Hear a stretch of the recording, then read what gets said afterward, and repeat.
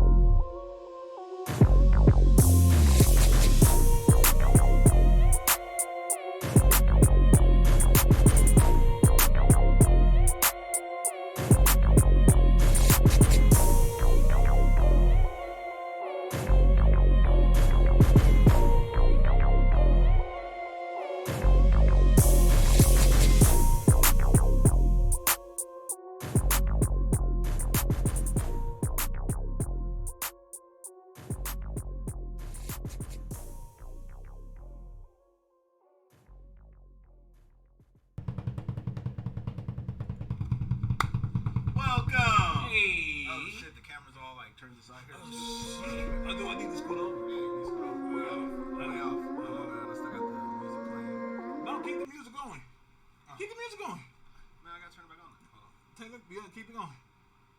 Damn. Oh, I got you in the hood. No, just nah. Go back to the YouTube feed for me. This has its own magic. You know my favorite film one time called The Green Mile. Wanna take you all here, ride by my freestyle. And you know, I'm gonna go for coast to coast. Shout out to my dude Toast. You know, and my dudes, the cops try to hurt you. See, in my feet I see eyes and turtles. And I've been the best. Task one, I've been the threat.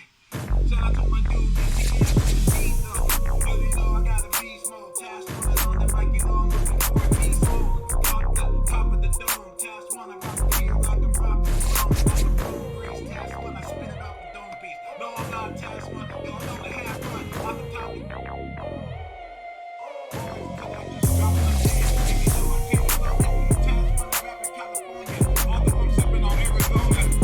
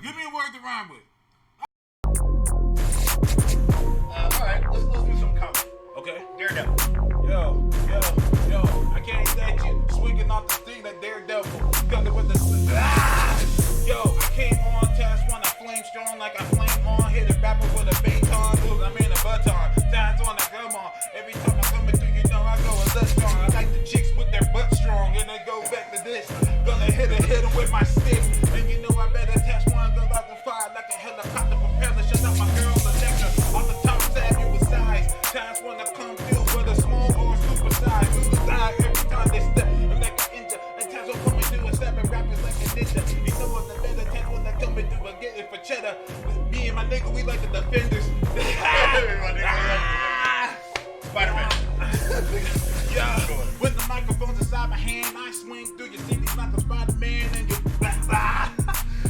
damn it, I'm trying to catch up with the beat, but that's okay. That's okay. I still kind of got it. I used to freestyle pretty well. Used to be really good off the top. But shout out to Heisen Turtle. He always talked to me in Spanish and shit. Tres fuego, carnal. Fuego, carnal. Tres fuego, carnal. That's how we do it out here in Cali, man. We're pretty much Mexico. California is just Mexico. Like, let's keep it it's not just Mexico. It used to be Mexico. yeah. That's why we have places like San Francisco, San Diego, all the San Carlos. pretty much all of the cities in California are all pretty much like Just Spanish names. Spanish names. Matter of fact, Absolutely. I grew up in San Francisco, in the Mission District. Absolutely. You know what I mean? Anyways, what up, y'all? Can confirm. What is up, good? y'all? My bad. No, go Welcome Hey. to episode 143 of Where's My Super Suit, aka Super Suit Show, aka we still have not come up with an alternate name. That's fine. Super Suit Show, Joe. I say I like it. Let me tell you just about like works. Super Suit Show. All these other nerd and geek podcasts. What? MTF got me weak. So it's about, hey, yo, don't do that. Don't do that. He said, I rapped about Spidey but didn't mention Uncle Ben, so it doesn't count. I'm going to start doing that. Every time a nigga talks about Spider-Man, I'm just going to be like, yo, you didn't mention Uncle Ben, so it doesn't count. It doesn't count. You didn't mention Uncle Ben. What does Spider-Man have to do with rice? Don't do that. Don't do that either. Don't do that. I posted the Uncle other day. Ben is rice. I said, I think I hate Uncle Ben. The other nigga was like, yeah, man, I don't like the rice either. Like, yo, don't do that. Don't do that. I go for minute rice, nigga. I don't Like, think yo, Uncle man, Ben. I like the big rice. I like brown rice. It's delicious. All right, once again, this is Super Show. We're not a podcast. We're an oddcast. I want to thank you guys for joining Damn, this nigga us. on rhymes it all day, nigga. Here on your motherfucking what's that nigga's name? I just had it in my head and I lost it. Jesse Jackson. Jesse, don't do. Oh, come on. Every other word got a rhyme or it's a turd. All right. Okay, listen. The black community, we don't fuck with Jesse Jackson like that. We really don't. Did you see that South Park episode with Which one? The one where what's it called? Randy said nigger on he said the N-word on Wheel of Fortune. Oh yeah. And then Jesse Jackson came. It was like, but Jesse Jackson said, "You guys forgive me." It's like, Jesse Jackson's not the king of all black people, but he said he was. But he said he was. Yeah, exactly. He told me. Oh man, South Nipsey Park was Russell. funny. Nipsey Russell. Damn. Too soon, bro. Too soon. R.I.P. Nipsey. R.I.P. Nipsey. Anyways, I want to thank you guys for joining in with us today. Riding around the V12 with my comics in the middle. What is that? You know what this is? Look at You that. know what this is? Look at that. Leaders of the free world in the building. Before we fully get started here, sir, Yes, sir. I heard that something happened this week. Look at that. It's a nice shirt. It's a nice shirt. You heard something happened this week Yeah, with you. with me. Yes. Which thing? I heard that you watched a certain movie recently. God, I wasn't even gonna bring that up, fam. No. I wasn't gonna talk about it.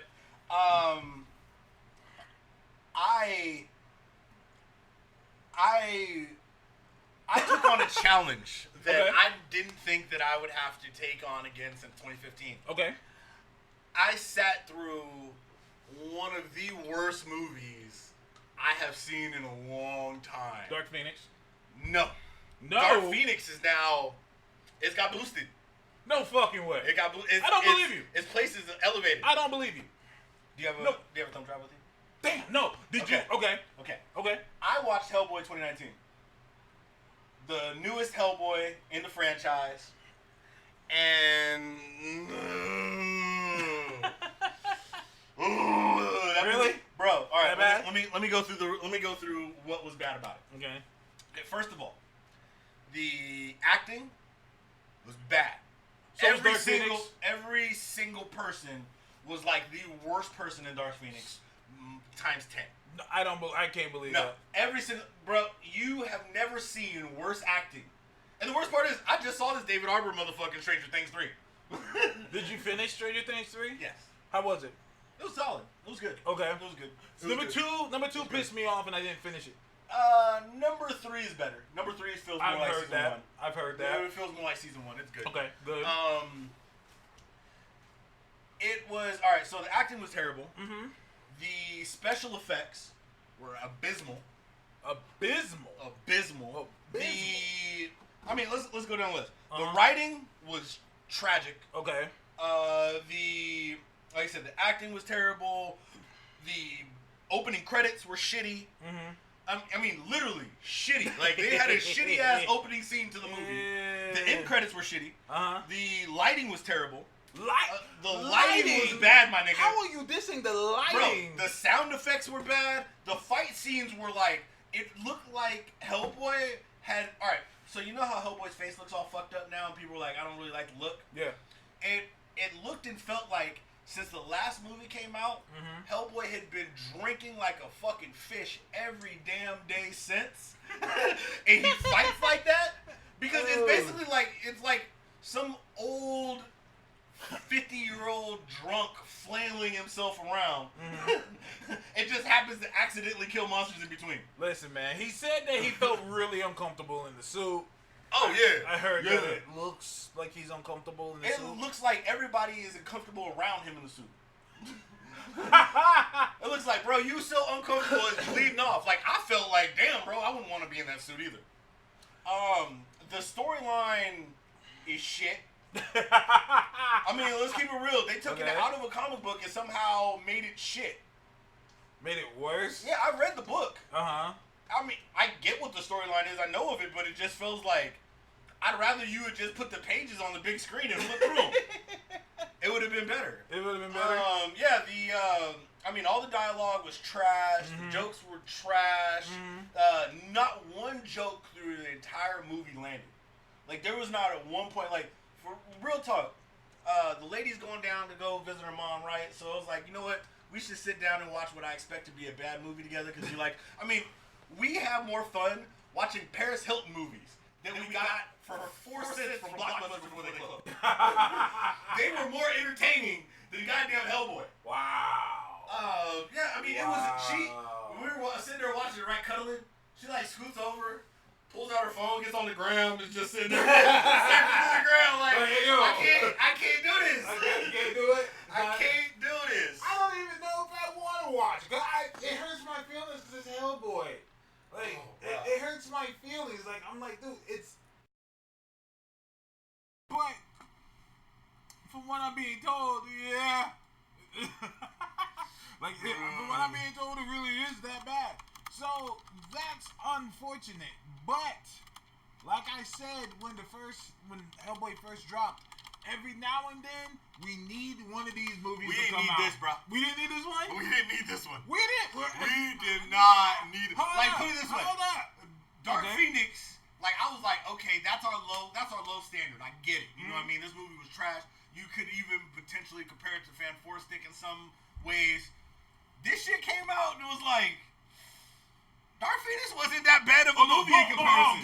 No, hold on. I didn't say not that bad of a movie, period. I said in comparison to Hellboy. Like, if you sit down and watch Hellboy, you won't be like, nigga, I will watch Dark Phoenix 50 times in a row. A shiny before turd is still a turd. No, this is not a shiny. There's no shine to this turd. This is a liquid diarrhea type turd. They missed on every level. There was no joy in Hellboy.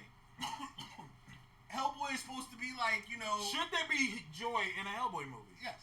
Because that's one of the things about the Hellboy movie. You know, it's sad because the lady didn't really remember the Hellboy movies. Okay. We haven't really rewatched them in a long time. It's been a long time. And she was like, yeah, I don't really remember Hellboy. I mean, is he supposed to kind of be like that? And I was like, the sad part is, yes. Except for he just did it all poorly. Like, Hellboy's supposed to be that dude who's like, okay, you're an all-powerful demon that's supposed to come and take over the world. But you're a big softie.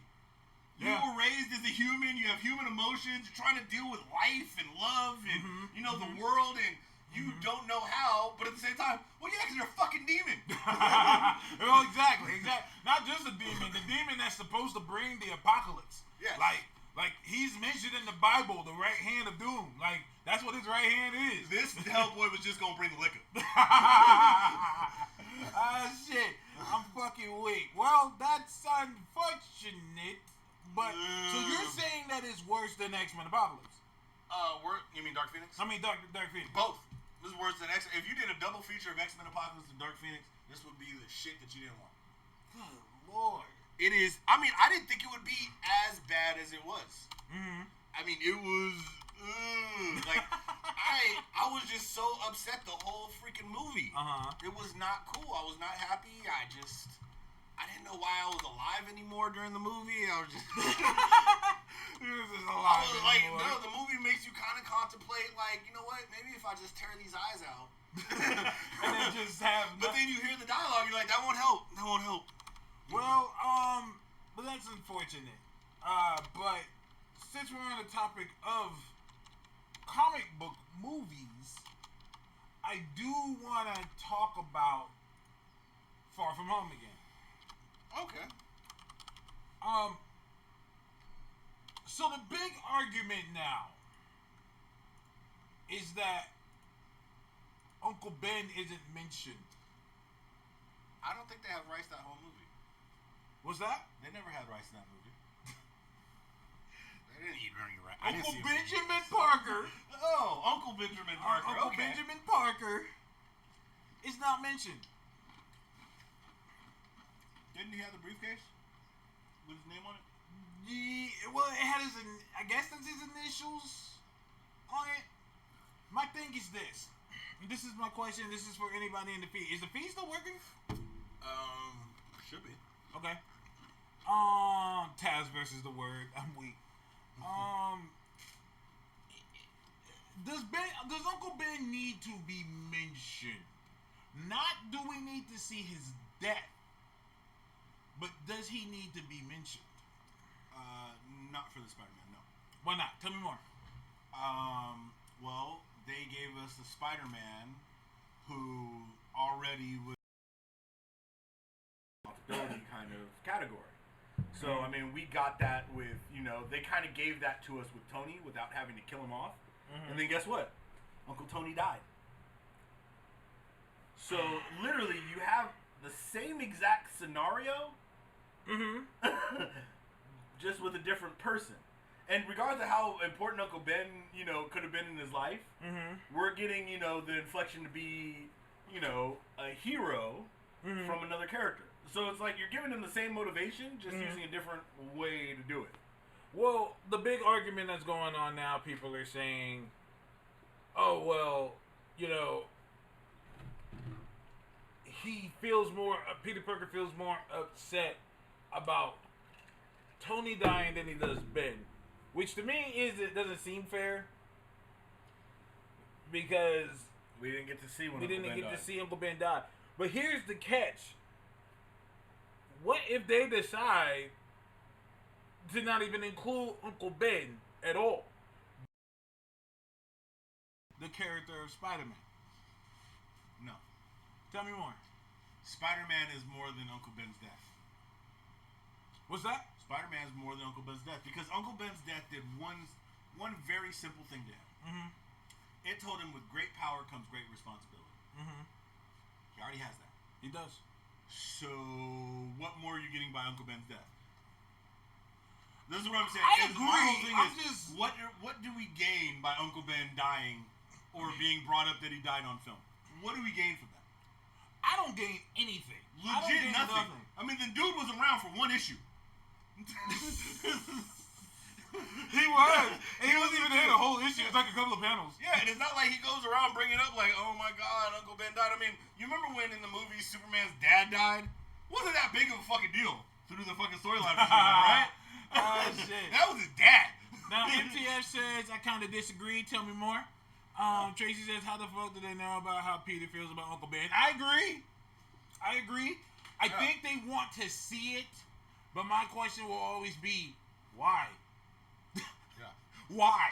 Why do you need to see it? Like, let's have this conversation. Why is it required? Like, why is that required that you have to see Uncle Ben? They keep saying Uncle Ben is the driving force, the this or that, the this and that. What about the MCU Spider-Man makes you feel that isn't the case? Like, no, for real. the thing is, this goes back to Raimi films because every single Raimi film mentioned Ben's death. Yeah. Every single one of them. So it's kind of been hammered in these dudes' heads that Ben is his 100% motivation. And that's it. Yeah, obviously don't read comics. That's what I'm saying. You know, I mean, do we need to go back and like bring up the fact that the kid's parents died too? I mean, that's what I'm saying. Like you don't realize he lost his parents, and then he had Uncle Ben, and Uncle Ben died. The whole key to Uncle Ben's death, especially in the movies, was that he died around him being a superhero. Yeah. So you had a superheroic tie to like, oh well, if I would have just stopped this guy, I could have been, you know, whatever. Mm-hmm. But okay, now you have a Spider-Man who's like, oh well, shit, I'm Spider-Man, and I'm supposed to be this great hero, and I have to do that now. Mm-hmm. Absolutely. It's perfectly fine. Absolutely. No, I'm with you 100. They want Derby crying Tobey Maguire face. Yeah, they do. They want like They want him walking down the street all cool and shit. Yeah. Like that's these niggas would defend that scene. They would defend that. No, thank you. They would defend it. No, thank you. Um, No, thank you. Every day of the week. our favorite person. Mention his name on here. He does a YouTube page, where he reviews movies and he has a following. You know, shout out to that. I think that's cool. You know, do your thing. He said something that made me want to respond, but then I realized, nah, what's the point? There's no point in it. He basically said, well, let me give him the 100%. Let me look up it. I got exactly what he said right here. All right. Let me look it up because like Spider-Man's origin is ingrained in everyone's head, just like Batman, as far as the family death parallels. yeah. Interesting. The Raimi movies haven't aged well. Makes sense. That's why we're still talking about them a decade later. Let me talk to you about something. Not all press is good press. We still talk about Fan Stick. Mm-hmm. Does that make it Force- good? No, yeah, but Fan Stick made people start talking about the movies before that. Yeah. People still bring up the 2005 Fantastic Four. My kids just watched it the other day. like, yeah, I'll take it even further. Batman and Robin. People still bring up Batman and Robin. Yep.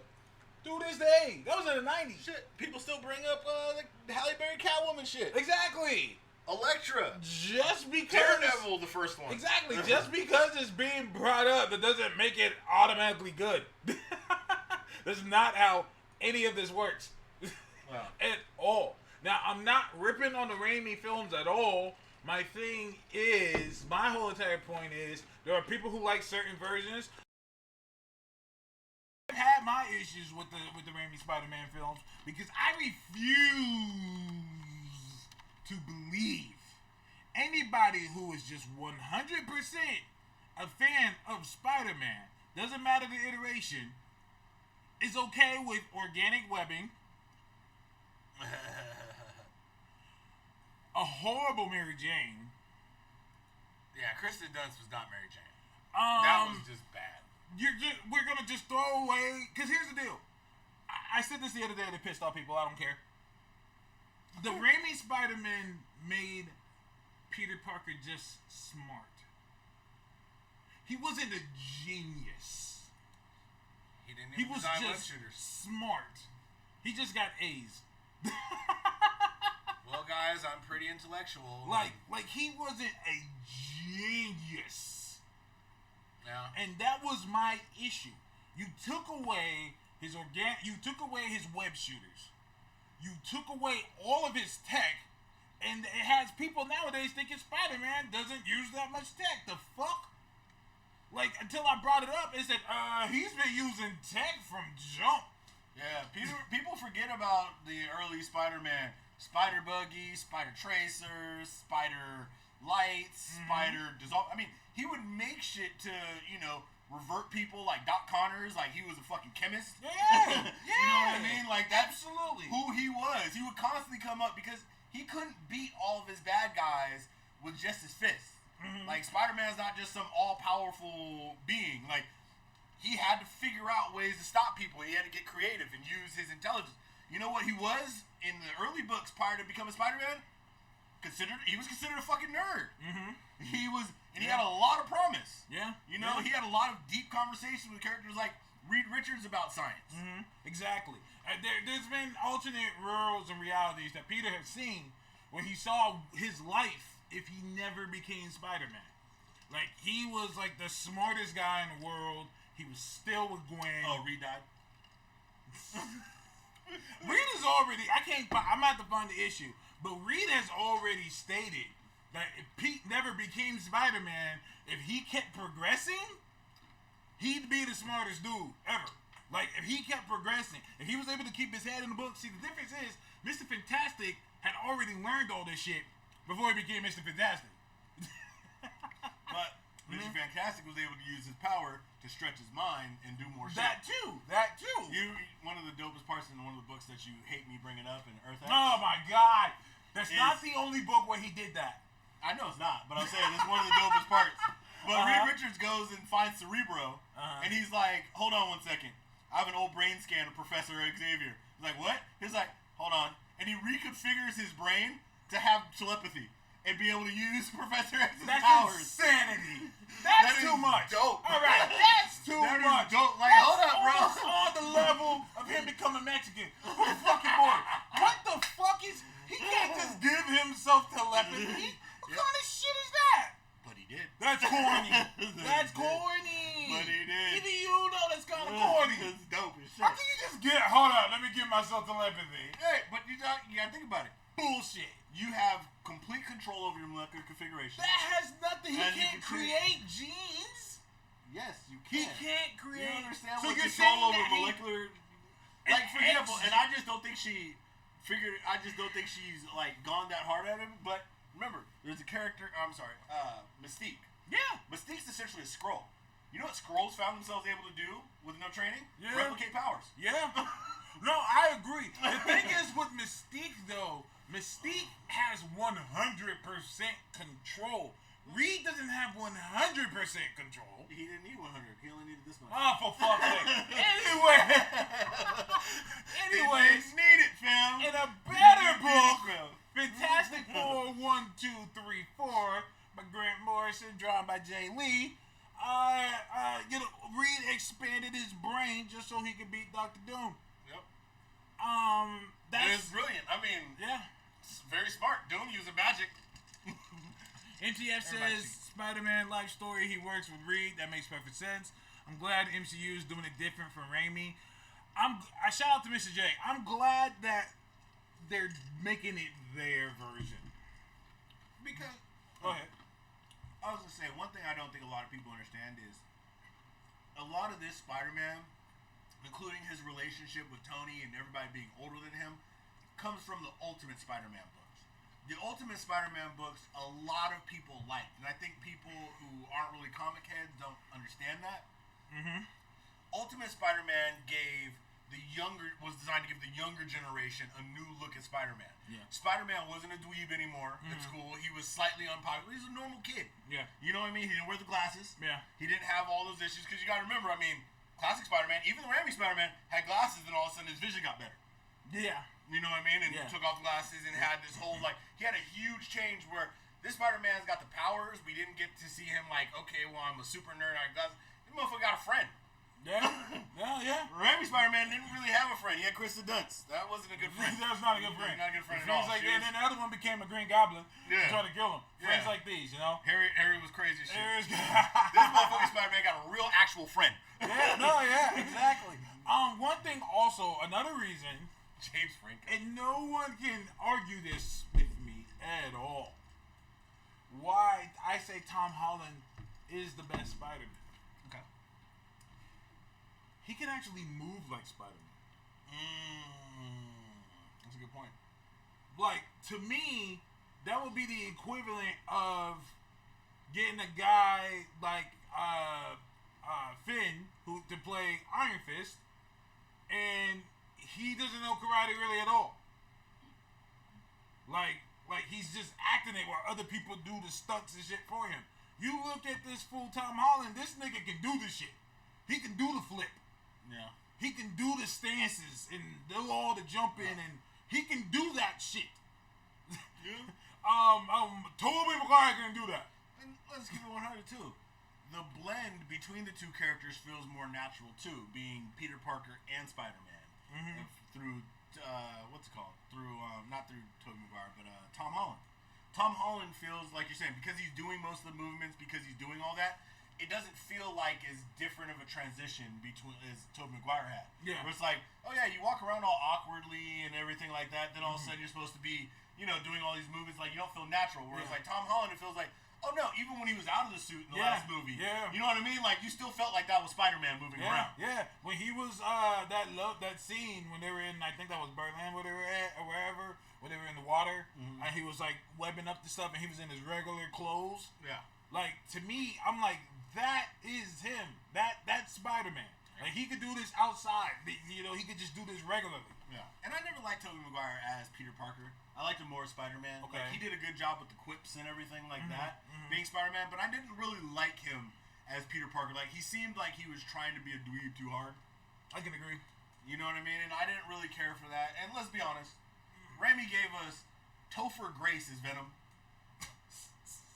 And the Sandman killed Uncle Ben. So, you leave Uncle Ben the fuck alone. Alright? The last time we had that bullshit, it was not good. Can we bury Uncle Ben? Can we get Uncle Ben the fuck I out thought of he here? was buried. Let me. Damn it. Shit. But hey, look, and I think Mr. J said I'm calling it now. Spider-Man 3 is Scorpion hunting Spider-Man, and Aunt May Scorpion kills Happy, and the whole time Scorpion was being funded by Fisk, ends with Fisk versus Spidey as the boss fight.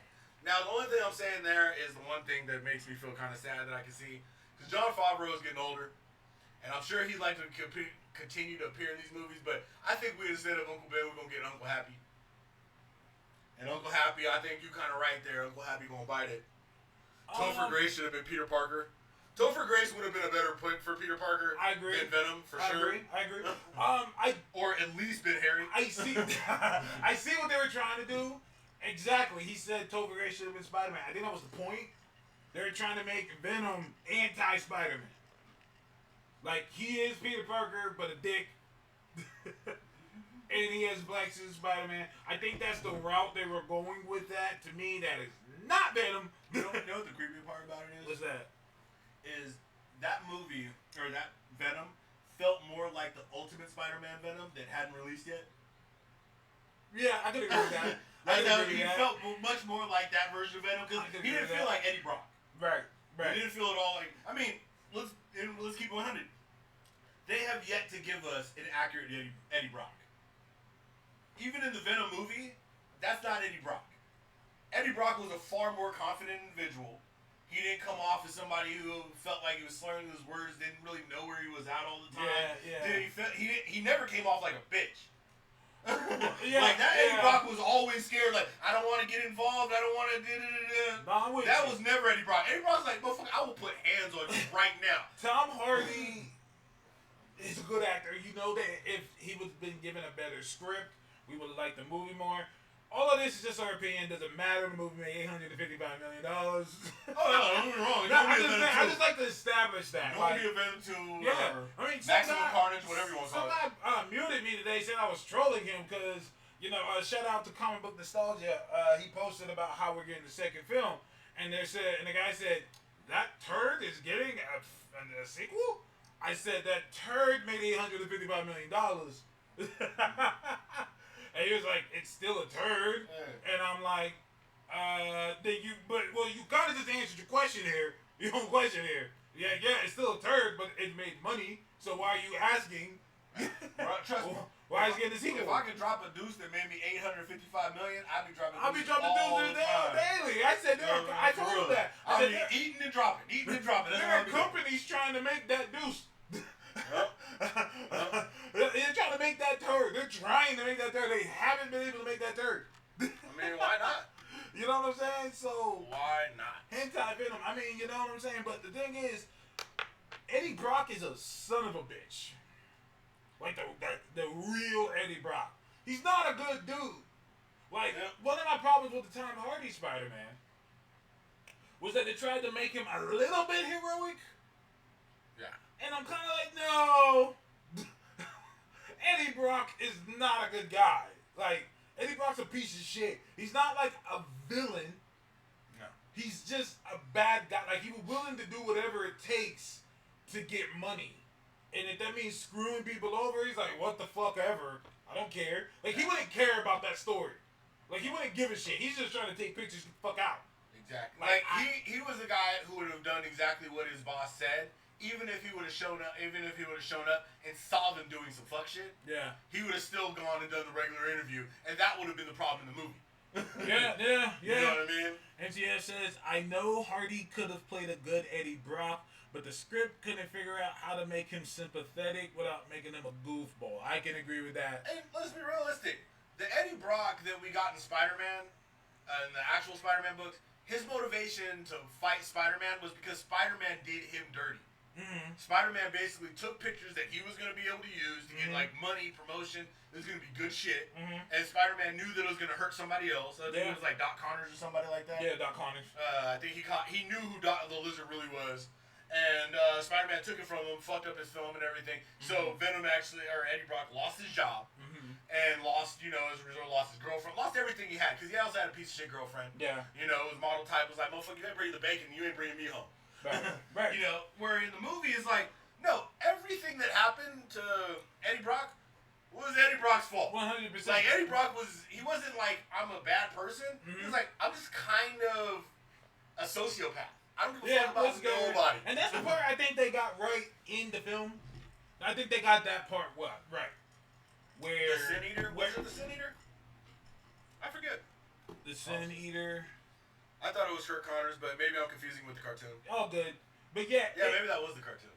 But yeah, it basically, that part I think they did do well, was that all the shit that had happened to him was his fault. But it wasn't like that in the books. He was riding the dick train of being an asshole very well. That motherfucker was scooting and booting. He was remember, because he was coming up. He was doing just fine. He was getting photos in that was pushing Peter's shit out. Yeah, he was getting better pictures. He was than getting Peter. better pictures than He was getting Peter. better He was pictures. doing better I than think Peter. I even remember a comic where Peter had gotten good shit, and he found out and like destroyed it. Because back in the days they had that red room, and like you can't be exposed to any natural light. I think I remember an issue where he opened the door on purpose just to get rid of all this shit. So Spider-Man, influenced by the black suit, said, you know what, fuck this dude. I'm gonna go fuck all his shit up. Yep. And then he did it. And then Peter had the stuff, so what's his name lost his job. Brock lost his job to Peter. And then Spider-Man fucked up his apartment or some shit. Spider-Man did something, fucked it up. So he's like, I hate both of these niggas. Then he finds out they're both the same guy. Yep. Like, oh shit. Fucking both of them. Oh shit. Yeah. Fuck you, my guy. Fuck you. And that's where I'm like, that's my problem with the movie is like, well, no, I mean, in that one you kind of almost feel a little bit for Eddie Brock because it's like, okay, yeah, you were a dick and everything, but you have a reasonable reason to hate Spider-Man. Oh, yeah, he was, yeah. Where in the movie it's like, you're a dude who was a complete piece of shit who just happened to get superpowers because he was a piece of shit. This is a piece of shit, yeah. It makes no sense. Yeah. And they never explained why the suit bonded with him. Because he was a turd. And no one else. Oh yeah, because you're a loser like I am. You're a loser like I am. Like, Yeah. Venom's a loser now? Venom, when is Venom a loser? I'm not that great. Kind of a bitch on my planet. Now they keep bringing. Now the conversation keeps happening that Sony's gonna bring. Can you look up what Far From Home's box office is right now? Thank you.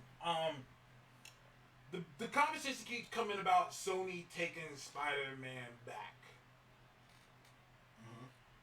They have no reason to do so. Oh wait, Far From Home. Yeah. I'm typing. If they do, I mean, here's the deal. They could completely do that. They could do that. They could just be like, oh, well, we want him back. 635 million. Nice. It's only been out, what, a week and a half? Well, since July 2nd, so total of 11 days? 11 days. Not a Nice. full 2 weeks. Nice. And So- then, I mean, they'll probably clean up this weekend because, I mean, Lion King ain't out until next weekend. not till next week. Yeah. Yeah. A-Rad has an ego. He does. However, like, you gotta think, if they decide to take Peter back, that means they can't use Happy, they can't mention Avengers, they can't do any of that shit. And then they can't use S.H.I.E.L.D. They can't use any of that shit. And if you ask me, that is gonna do the character a disservice.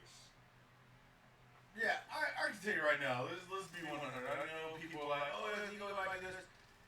Money. Yeah. They still have the whole fucking Spider-Man universe they can play with. I think at most, and this would be a smart move for them, they might just take Spider-Man back for a little bit. I doubt they'll keep him. They're going to be like this. Hey, look, Tom Holland, come your little ass over here. Do a couple little scenes for this Venom movie, you know, spice it up a little bit, and take your ass back over to Marvel Studio. And keep making us that money, because we still collect those checks. Why not get both checks instead of saying, okay, now we're going to take this all away and you're just going to be here? Hell no. I'm gonna be real. They ain't going to do that. I don't That's want just dumb. Venom in the Tom Hardy movie. You don't want Venom in a Tom And Hardy I don't movie? want Venom in this Spider-Man meeting up. There's no reason for them to meet up. There's none.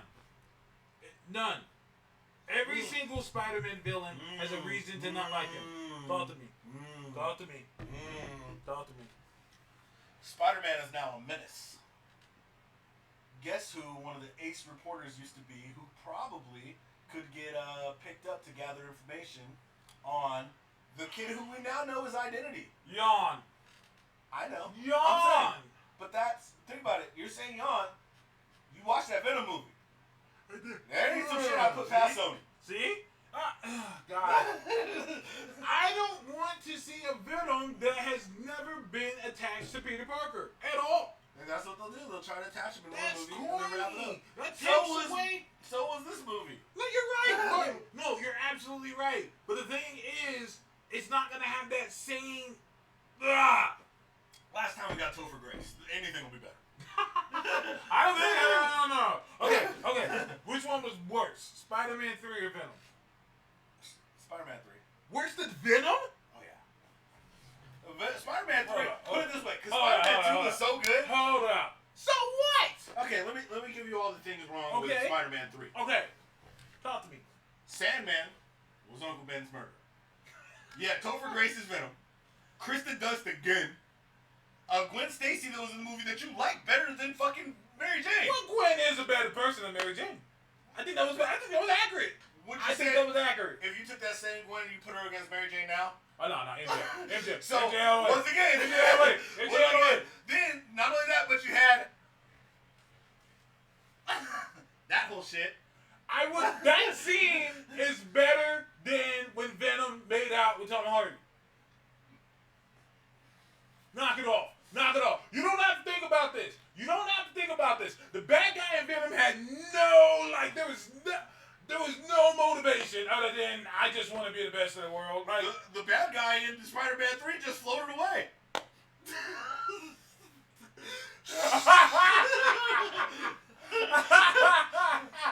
he did. It turned out, well, I guess you're not. And not only this, not only you're a fucking criminal who should go back to jail, you killed my fucking uncle. And now you have superpowers. Rock on, bro. Go ahead, go home. I'm mad that he just let that nigga float away. I remember watching that when he came out. I was like, wait. I mean, wait. see, I watched Venom over Spider-Man 3. Venom, don't get me wrong, both movies were bad, but Venom at least had better action scenes. Like, the action scenes of Spider-Man 3 paled, especially once you watch Spider-Man 2, you're like, how do you follow that up with this? Hold up, man. This nigga Street said Venom was enjoyable. Venom was enjoyable. It had good fighting scenes. Listen to me. We're gonna act like Spider-Man 3 didn't have good fighting scenes. Knock it off. The scene with him and the new Green Goblin when they were fighting through the city. It was kind of cool. I'm gonna throw the share at you. Listen, Okay. let's not. Okay. Okay, some of the action scenes now, I'm trying to remember. It's Do not. so much that movie was bad that I forget about the action scenes. Do Where not. Venom, all I remember is the action scenes. Because the rest of the Hey, yo, you listen to me. Do not make me defend the Raimi films. Don't do that. Don't do that. Don't do Spider-Man that. 3 was trash. So what's And they that? had more going for them. Huh? And they had more going for them. After I Spider-Man agree. 2, I agree. after Spider-Man 2, they had a lot more going for them. So your complaint about Spider-Man 3 Is is you had- because Venom. It's the same complaint I have about Fan Force Day. Talk to me. You had all the fucking tools, and that's what you gave us. I can say the same thing about Venom. You didn't have Spider-Man. You didn't have all the There, tools. what the hell? Knock it off. Listen. They didn't have listen. They didn't have all the tools. What the hell was the fight scenes of Venom? I don't even remember, and I own it. When he was in his apartment, whipping everybody's ass. Then the fight with him and Riot. That was a great scene to you?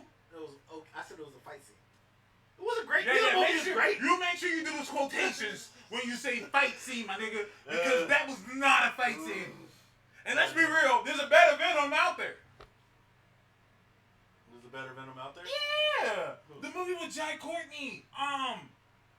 Fuck, what's it called? It was by Blumhouse. Someone tell me. I'm gonna look it up.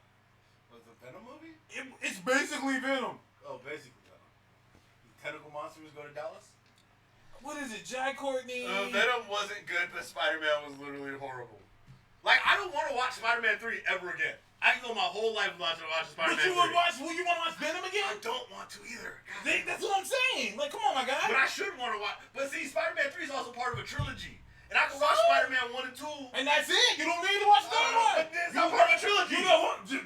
It doesn't need to be a trilogy. Okay, It doesn't need to be no. a trilogy. Iron Man 3 has some good moments, but it was still a shitty movie. Iron Man 3 is crap. It is. I will. Let me ask you this. Let me ask you this. Iron Man 3 or Spider-Man 3?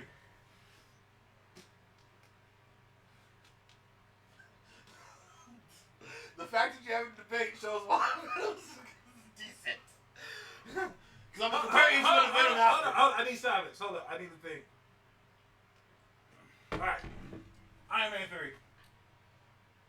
Yeah. You have to agree with me, right? Yeah. Okay. Iron Man 3 is definitely better than Okay. Spider-Man 3. Okay. I think Spider-Man 3 is because, like you said, you watch Spider-Man 2 and you're like, holy shit, this motherfucker's really onto something here. And then you watch Spider-Man 3 and you're like, what? Wait, God just says Logan Marshall Green. I thought it was Jai Courtney. Oh. AKA poor man's Tom Hardy. Low budget Tom Hardy. I could be wrong. Discount Tom? This I think it was dollar Jai store Courtney. Hardy? He looks just like him. He Oh, looks yeah. just like that I one. know who you're talking about. Have you seen that Logan movie, Marshall Upgrade? Green? What? Have you seen the movie Upgrade? No. Ah, man, you I've heard of it because it's the one where it's like. Yeah. It's basically Because something I saw inside the of it. preview and I thought it was him. Yeah, thought it was I Tom think Hardy. that was the point. I thought it was Tom I Hardy, think yeah. that was the point. They have the same cut. They do the same thing. It's like Uh-huh. he's got the system bonds to him or whatever. And it's Yeah. like, yeah. I mean, Yeah. it's the same movie. I know exactly what you're talking about. I never saw it, but I know exactly what you're talking about. I saw previews. But either way, Maybe I'll download it this weekend. I got time. I was gonna say you got a weekend. I got time. Morbius might be better than Spider-Man 3. Let's relax now. Let's chill.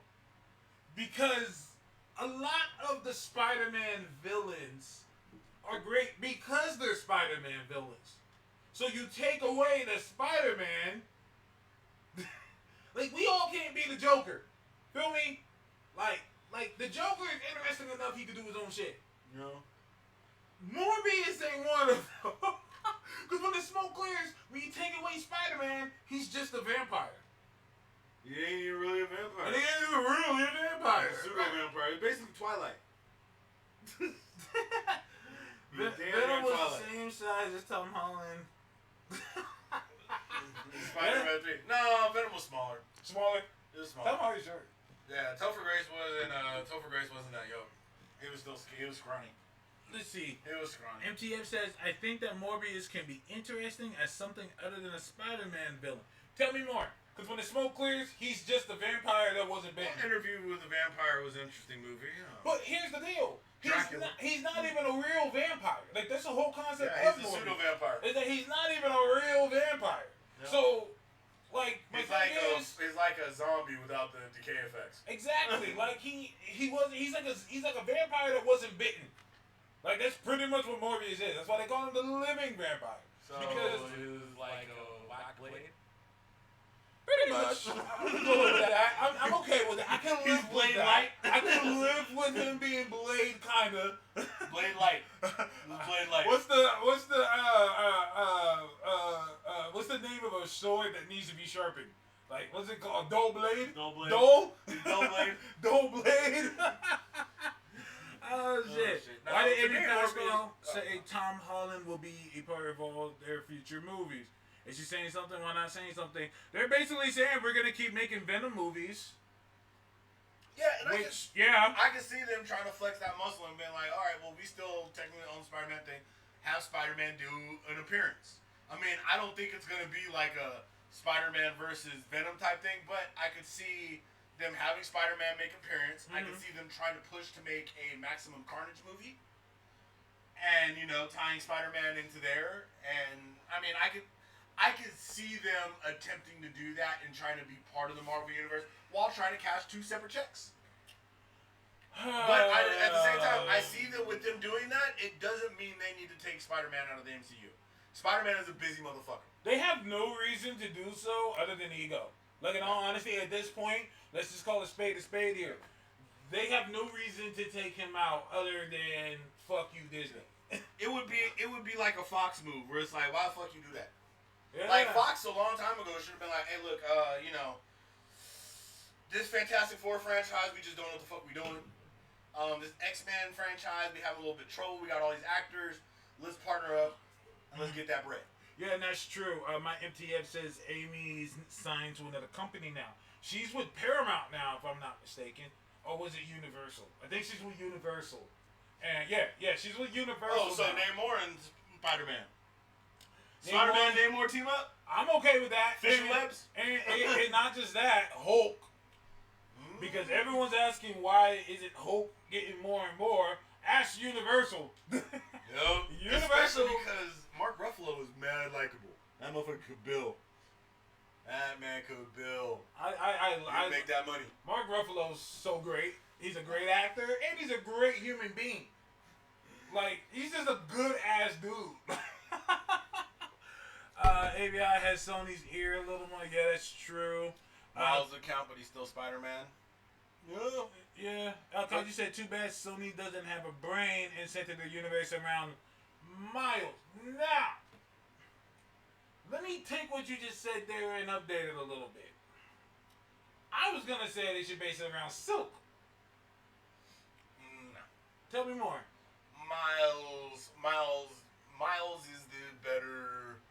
Miles has the better storyline, so it could be a side character. Give in that me a universe. reason why. Miles is more popular. If I went up to ask 10 people to name me 3 people who were technically Spider-Man, you would get Peter Parker, you might get Ben Reilly, and you're going to get Miles Morales. That's only because, Ain't nobody going to talk about something. That's only because the movie helped that. My kids didn't know who Miles was before that. Yeah. So you already have a Okay. pathway for Miles. Okay. You don't have one for Silk. So you're saying which means you Silk starting can't- all over. So you're saying that we can't do the same thing with Silk? I'm not saying you can't. I'm saying Okay. you're going backwards. Tell me So more. monetarily, you've already put out the Miles content. Okay. We already know Miles. We got Miles in the game. We got Miles in the movie. We do. You gonna reinvent the wheel just for another character? So you're just going backwards. And you're not taking advantage of what you've already started. Like I said, as a business, that's not using. That's not using what you've already set up. Now, MTF says, yep, Silk is the better way to go. My guess is that Miles, because he's still called Spider-Man, is still subject to the deal. Now, this is why I say... Take well, the you're dash not out. wrong. Huh? Take the dash out. They good. There you go. Here's why I say it's Silk. Yeah, Miles featured in the cartoon as well. No, you're right. No, you're right. You're absolutely... Everybody's right here. Tell me about Silk the Shocker. Don't do that. There's only one K. It's not 2Ks. Why the fuck did he have 2K? Anyways. Because that's how he rap. He stuttered. He like stuttering rap. Silk the Shocker. Yeah, that's me. Hey, hold on. Someone may ask a good question. Is Silk the Shocker the greatest example of nepotism ever? Pretty up there. Yeah. I mean, next to Ivanka Trump. She sits in board meetings. She gets to go to like places with other things. And what did she do? Nothing. She runs the marketing side of the corporate. She doesn't even do that really. But anyways, I got you. But anyways, But yes, so in let me comic tell you book why world, Silk. Let me tell you why Silk's the one. Silk is great because nobody wants her. Marvel ain't gonna fight that battle. If they say say we want to use Silk. Marvel's not gonna be like, no. We want Cindy Moon. Give me Cindy Moon. Another great reason why Silk is great. Asian. Okay. Woman. The whole world is centered around her. Okay. That will be unlike anything neither besides have done. WB nor Marvel. None of them have done that. Have a POC woman as this is the center of our universe. And I think that would be a great idea. Okay. Trust me, my only argument is not about her character. I got you. It's just about what they've already set up. And I can see that financially, why would we get all this Miles stuff just for them to turn around and be like, now it's so? Because we want Miles in the MCU. We do. But right now we got Tom Holland, and the way Tom Holland's going, we won't get a lot, like another probably 10 years of Tom. Okay, let me ask you this. How do we fix that? How do we fix that? Let's say we want to bring Tom Hardy into the MCU somehow. How would you do that? How would we do that? I just told you. Tell me more. Let's have this conversation. So you got the new J. Jonah Jameson, who got Spider-Man as a menace. Okay. You need somebody to go after Spider-Man. Okay. You contact somebody who can work on the Under, who is known for being able to get a story, and that was his whole. Even though to me he was a shitty reporter, but in the movie he was supposed to be a great journalist. Jonah hires him. Jonah hires him to go after Spider-Man, find out more about Spider-Man, find out where he got these powers from, dig deeper, because you now know he's Peter Parker. What's he doing? How does he move? Where does where all these things that technically you can Google. Yeah. But Parker might go on the run. Okay. Here's or what I'm Parker thinking. might set up because they have the image technology. Yeah. What if Parker is able to lie about it and Eddie doesn't believe it, or Jonah doesn't believe it? Let me break it down here. Jay just took the word out of my mouth here. What if they go on the run and he's like, I need someone to stay, someplace to stay with someone who's not government attached. Ant-Man says, I got you. So that brings him to San Francisco. Huh? So now we got them in the same city. Good web signaling in San Francisco. I said it from jump, and then Marvel, I feel, stole my idea. That I said that Miles Morales needs to get out of New York. Because as long as Peter Parker is here, we don't need two Spider-Men in the same city. So I pitched that we have him graduate. He goes to Berkeley. He's an Uber Lyft driver. He's an Uber Lyft driver. Because they make hella money in the Bay, yo. Because nobody drives in the Bay. No, Nobody you're has all day. a car in the Bay. And I gotta pick you up and web you to the next location. Exactly. And so he goes to Berkeley. That brings him out there, and then he can swing around all over the place. It's great. But Sorry, anyway, MTF. Spider-Man don't work well in Oakland.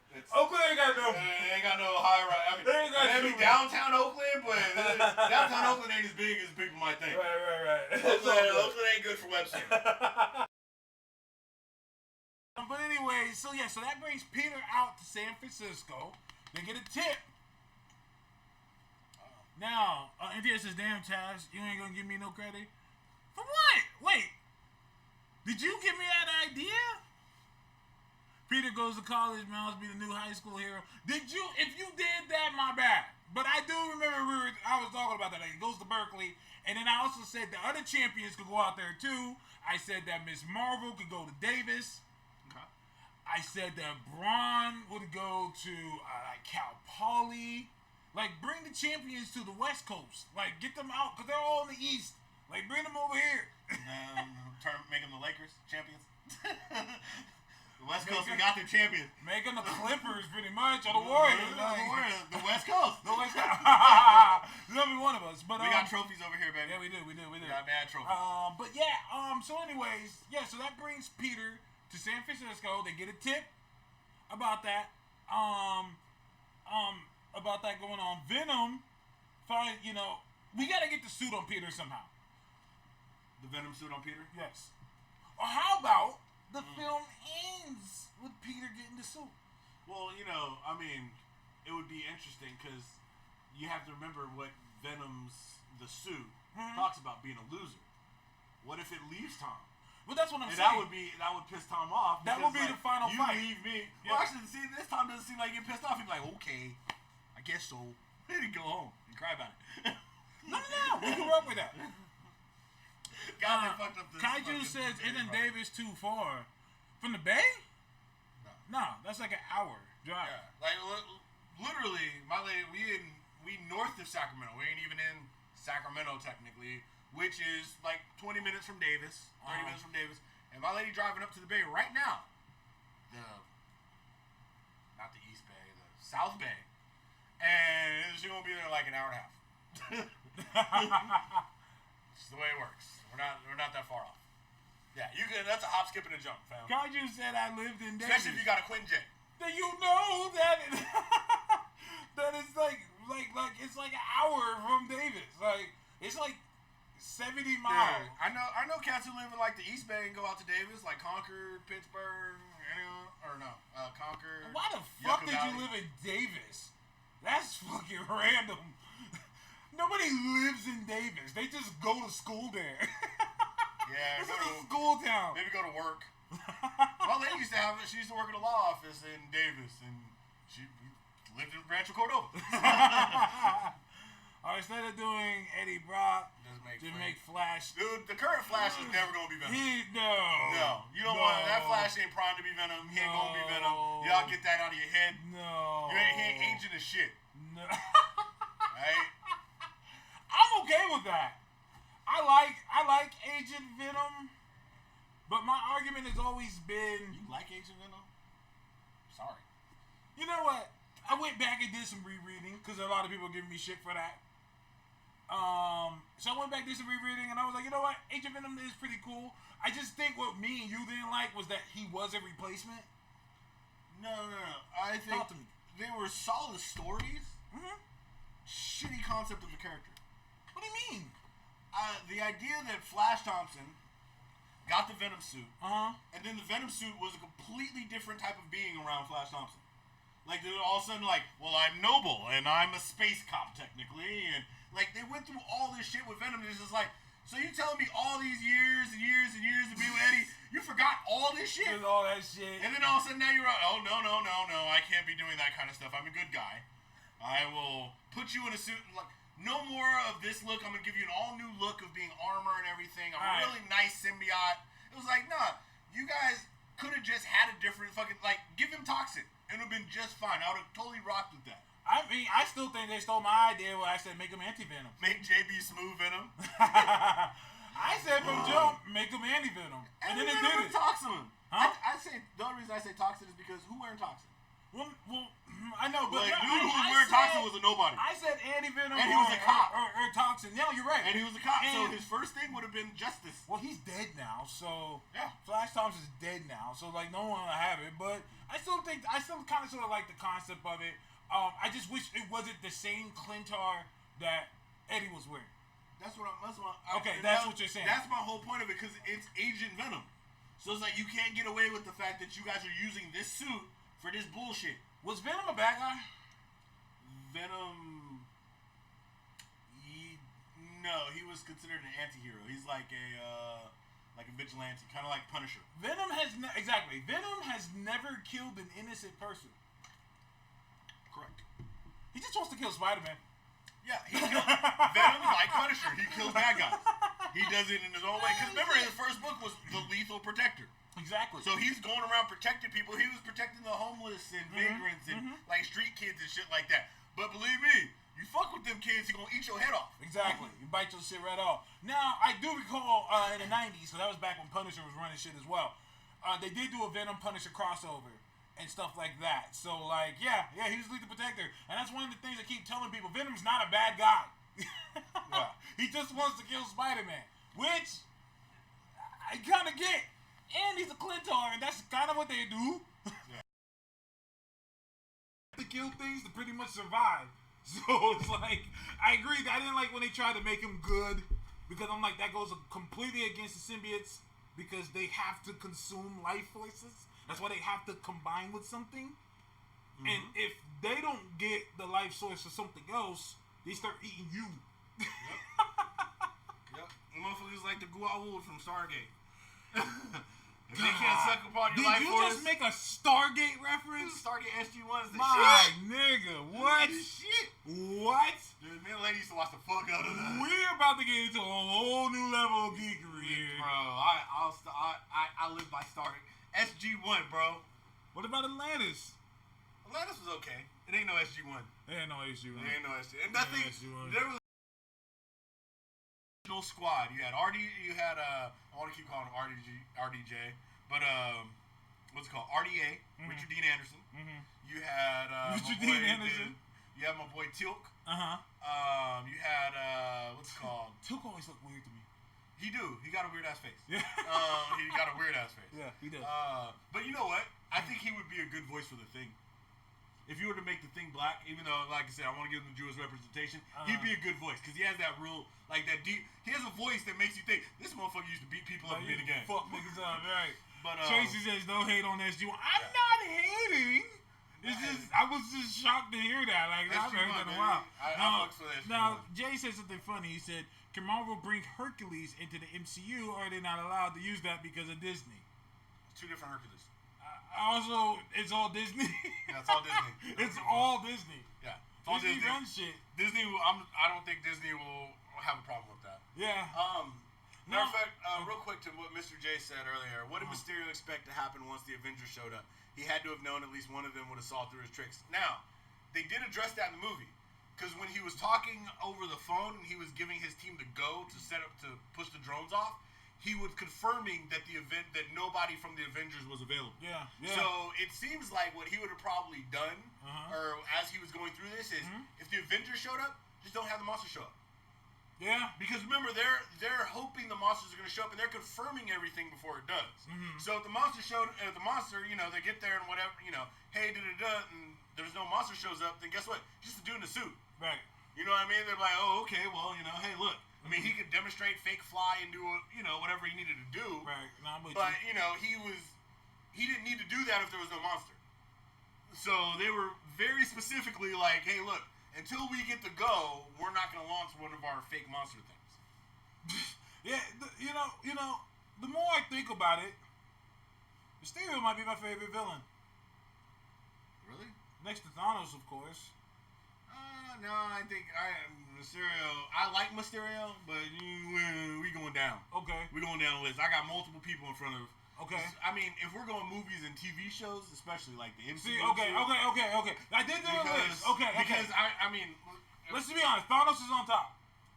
Well, I mean, I'm biased as fuck. So Thanos is my favorite. You don't comic need book to be character biased in of this all case. time. No, you're I'm right. just saying. But I know I'm appreciate you biased. saying that. I know I I'm appreciate you saying that. But in all honesty, let's be real. Thanos is the one. Okay, yeah. Like you don't even have to be biased. Thanos, you want me to start first? Or you want to start? You go first. Okay. For me, and are we just doing movies or are we doing the Netflix too? All of them. Okay. Okay, Can you movies- say movies one, and then I Netflix. say one. Okay.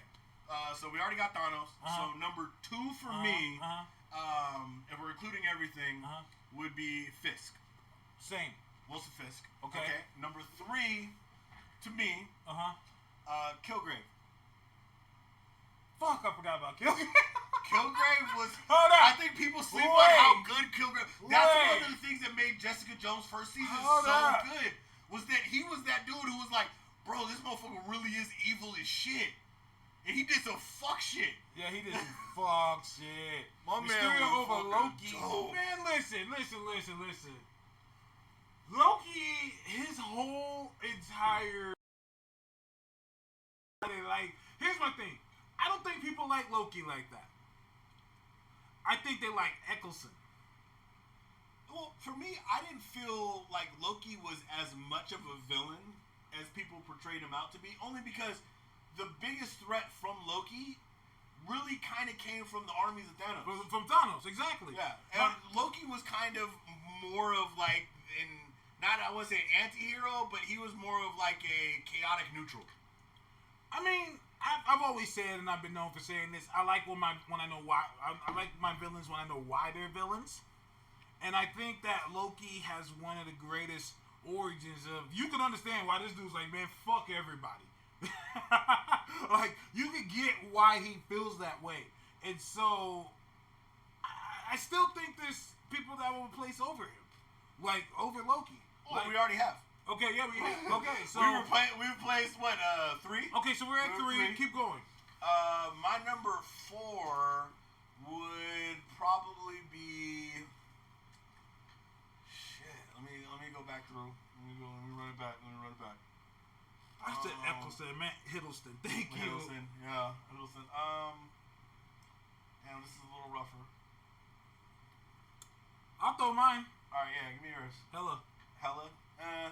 I thought Hella, but she's already backed off my list because I mean, if I'm being honest, Killmonger was a more interesting villain to me than Hella was. Okay. Killmonger is probably gonna be my number 5. Killmonger, this would probably differ. I would probably say Killmonger, maybe my number 4, but I feel like I'm missing something or someone. Zemo? Cause I like Zemo, but he doesn't have the feature power. Okay. Like I give him props for what he did. Uh-huh. He was a very creatively used villain, but at the same time, like I said, one of the reasons why it's hard for me to put him there, same with Loki, is like, well, action-wise and kind of like how you placed in it, like you weren't featured as much as a villain. You were featured partly as a victim. You did what you did. You were good, but you weren't like, holy crap. Like to me, the movie before Winter Soldier was more interesting as a villain. Vulture. Vulture, I think I could put down in number 5. I think I could do that. So you maybe replace- because he's got a glam up that was so good. Like that was such a good glam up from what you know is Toomes in the comic book to the movie. It was like, wow. And I keep going back at Homecoming to that scene where he's in the car with Peter. That's Keaton though. Like Bruh. that was 100% Keaton. Right, That but was at the Keaton. same time, like But I said, that you is gotta- the villain. So You gotta give it to Cassie. I mean, think about what's it called DeForio is Fisk. I mean, DeForio, that's the acting.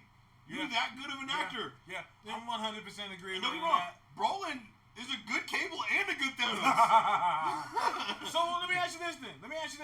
You placing Vulture over Mysterio? Yes. Woo! Yes. Really? Even though, don't get me wrong, I really like Really? Mysterio. But I think at the same time, Vulture's glam up was better than Mysterio's. Because Mysterio was a lot on technology. You couldn't do Mysterio 20 years ago. Because not only was drone technology not in, but the special effects wouldn't have been in. But that's Mysterio okay. got a huge glam up because of the tech ability. They both got glam ups. I can say that about both of them. But the only thing I was gonna say is they gave one.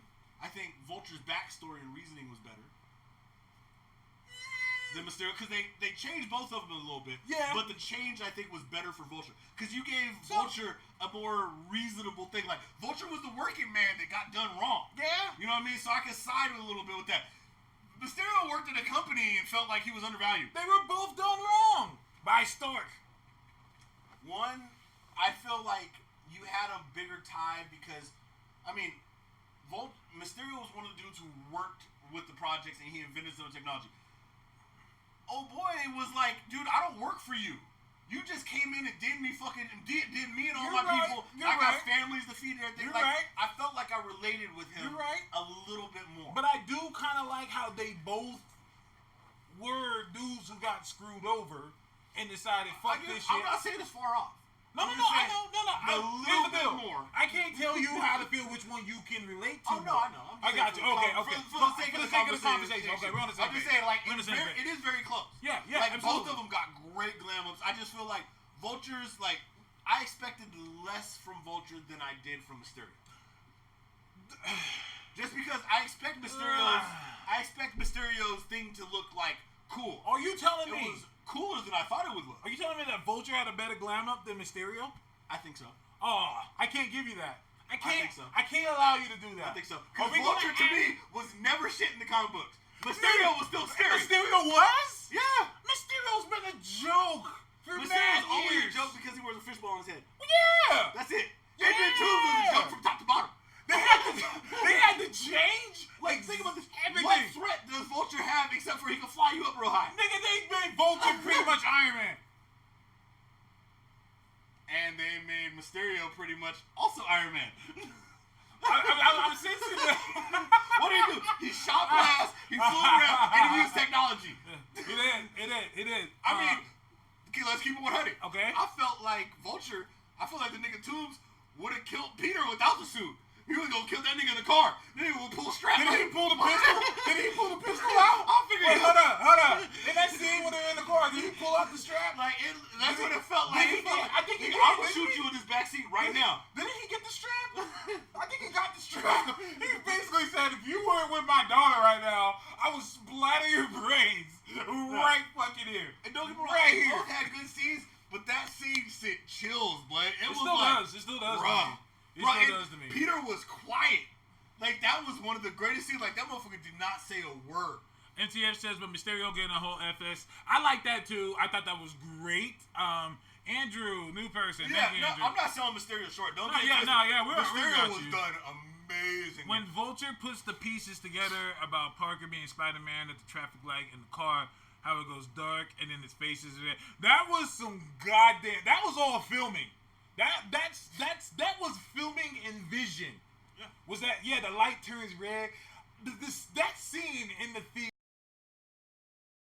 Everybody in the theater was like, "Oh shit, shut the fuck up, Peter! Shut up! He's on to you! He's on to you!" And still, the scene where he goes to go pick up old girl, and then he answers the door, and no one pieced together. Ah shit, she's mixed. Yeah. Ah shit, she's mixed. Yeah. So this makes sense. Like, I don't know. I didn't get that same, like, those were just certain moments that stuck with me harder than the moments Mysterio. Mysterio was great. Yeah. Like I said, there was no real issue with it. Except for, like I said, there were spine-chilling moments with Vulture. Like, Vulture felt like, well, I'm going to kill you this whole time. Mysterio was great, but he didn't feel like that same level of, like, oh, no, this motherfucker is dangerous. No, Dangerous. I'm with you 100. NTF says. I mean, in the end, Mysterio was the dude with a remote control and a headset. Vulture. But look at all the damage Vulture he was did. lightweight Iron Man. Look at all the damage he did. I feel No, like look at all the damage the special effects team did. Set bombs up and they were everything. all under Mysterio. It's all Under good. Mysterio. But I see Vulture was fucking motherfuckers up himself. No, Vulture but went on mission solo. The Tinkerer was doing it. No, the Tinker was building him shit. Yeah. Vulture went out and did the shit. Oh yeah. That's why I said, like I said, Vulture gonna be the one to kill your ass, Spider-Man. Ain't gonna be no special effects team. Now here's the deal. MTF made a good point. He said Green Goblin's gonna be pretty much all of Spider-Man's villains are tech-based. Yeah, that's why it's so important that Spider-Man's a scientist. I agree. That's why, like I said, this is one of the problems with the Raimi films is when you think about it, like, yeah, we didn't get the tech-based villains. Yeah. We only got Harry. That was or the Goblin. That was it. We got what's it called? Then we got the Lizard. Right? He did the Lizard, right? Amazing did Lizard. No, Amazing did the Lizard. We got the. You talking about the we got Raimi? Sandman. We've got. Doc Ock. I'm saying prior to Tom Holland. Okay. We got Sandman, Uh-huh. technically not tech-based. We got Yeah. Venom, who's technically not tech-based. We got the Lizard, who's technically not tech-based. We've got Electro as the result of an action, so he wasn't technically tech-based. Electro was in tech. And what else? Who else did we get? Now, in those videos? I made a suggestion Yeah. for Doc Ock. I said Dwight Schrute from The Office as Doc Ock.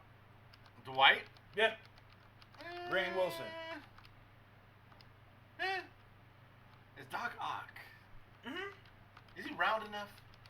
Let's just wait. He can get. And does he have to be rotund? He was, yeah. I want fat niggas to get representation. Why does he need to be rotund? Because as a fat niggas need to get representation. We need to get representation. We need it. But Dwight, like I like Dwight's character though. To be him. Yeah. Like I like Dwight's character, so I'm really just fucking with it. Okay, I can fuck with that. I just think he can gain weight. I mean, look at fucking Christian Bale. Christian Bale's metabolism must be fucked. His fucking body. It's like, dog, I can't keep doing this with you. I can't keep doing this. You're going hella skinny, you're getting fat, you're getting buff, You're losing it. You're doing like. And by this point, Christian Bale's got to be like Plastic Man. At this His point, body just kind of just moves. there's just clones of him. What's it called? It's got to be like, oh shit, I forget her name offhand. Old girl from Doom Patrol, whose body just like kind of falls apart. That's the girl. Yeah, Elastigirl. Uh-huh. That's probably what Christian Bale's body's like. He just be walking around, all of a sudden, just start getting fat, and just like, blah, blah, blah. He said, if Dwight playing Doc Ock, then Jim got to get introduced in the movie. God damn. They really want Jim as Reed Richards. I mean, the problem is, like, because his face is so oblong and weird, I can see him as old Stretch. Who, Jim? Jim? Yeah. Jim got a long face, so you can almost see him as Stretch. Like, I can see it in his face. It's just, I've never found him to be a great actor. I watched that Jack Ryan shit on Amazon. Everybody told me he was the worst part of that show. He's the worst part? Yeah, everybody told me, like, it just feels like he's too Jim from The Office. Like, that to me... but I didn't watch it. Okay. So I can't say. I'm just what I heard. Like, to me, you know, I don't know. To me, that shows how good of an actor you are. Did you watch The Office a lot? Yeah. Okay. I was just curious. You know what? This is a great segue. HBO Max. Oh, okay. Disney Plus competition. You know, people gave us shit for this, and I'm still sticking by it. Netflix is gonna become the new Blockbuster. You know what? With the push for HBO Max now, like I said, Disney Plus wasn't gonna do it. It's not. But now that you see, like you said, what Warner Brothers is doing, like I figured because Warner Brothers has had so many little fumbles here recently, I forgot. I didn't figure they'd do this. I forgot WB owns HBO. Oh, I really? completely forgot that. And this makes sense because when you say the word WB, a lot of people aren't gonna think HBO. No, nobody does. So can we make an honest argument that HBO name is bigger than WB? Yes. Well, let's not even say bigger than WB. It's a better brand. It puts a better taste in people's mouth. I can agree. And I think that a lot of this was probably done before the last season of Game of Thrones. I agree. Because of the name that HBO still carries. I mean, HBO, it's kind of like, we used to work for a little company called AT&T Wireless. Yep. AT&T Wireless was bought out by Singular.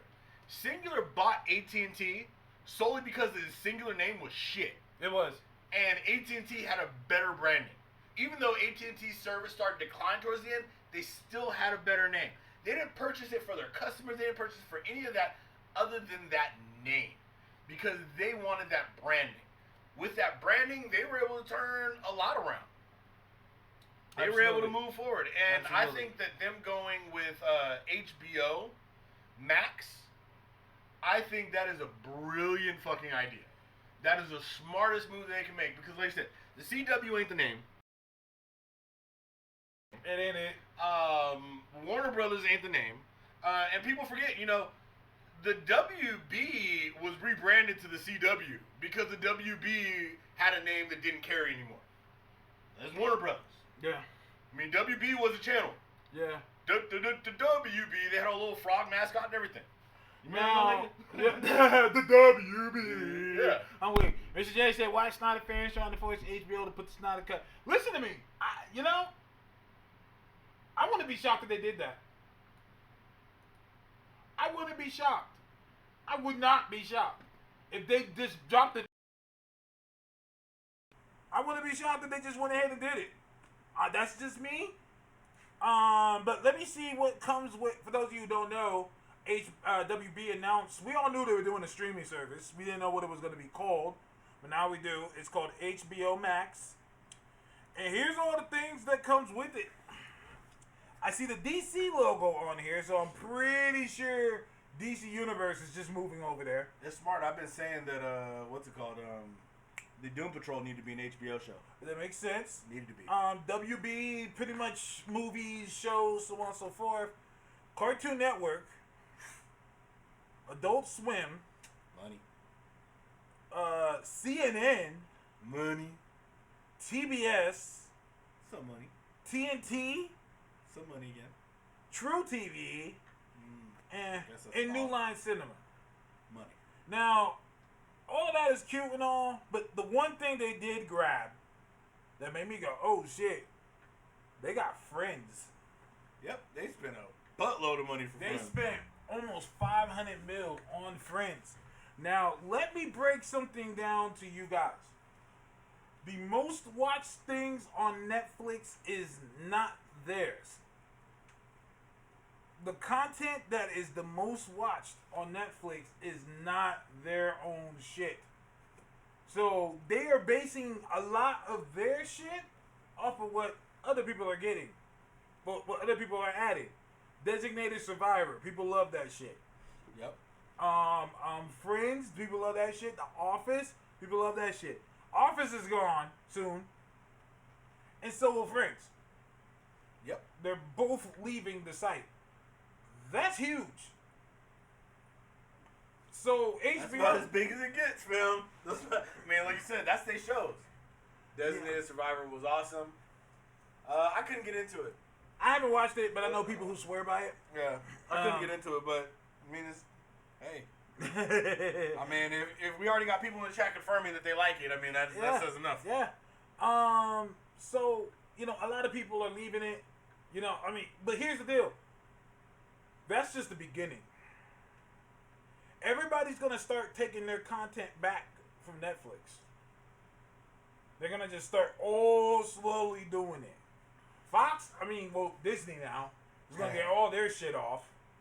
That's all going to be gone. It's going to be put on Hulu. Yep. They're going to take all their shit back. Other companies are going to be like, oh shit, why don't we just take our shit back? They'll just take it all back. NBC took back Office. I don't know how good the NBC one is going to do. Yeah, 'cause I mean, CBS right now is like kind of okay. I mean, we only have it literally because the lady's dad likes to watch Blue Bloods. And as a result, we was like, okay, well, I guess we could watch Discovery on it. Star Trek Discovery.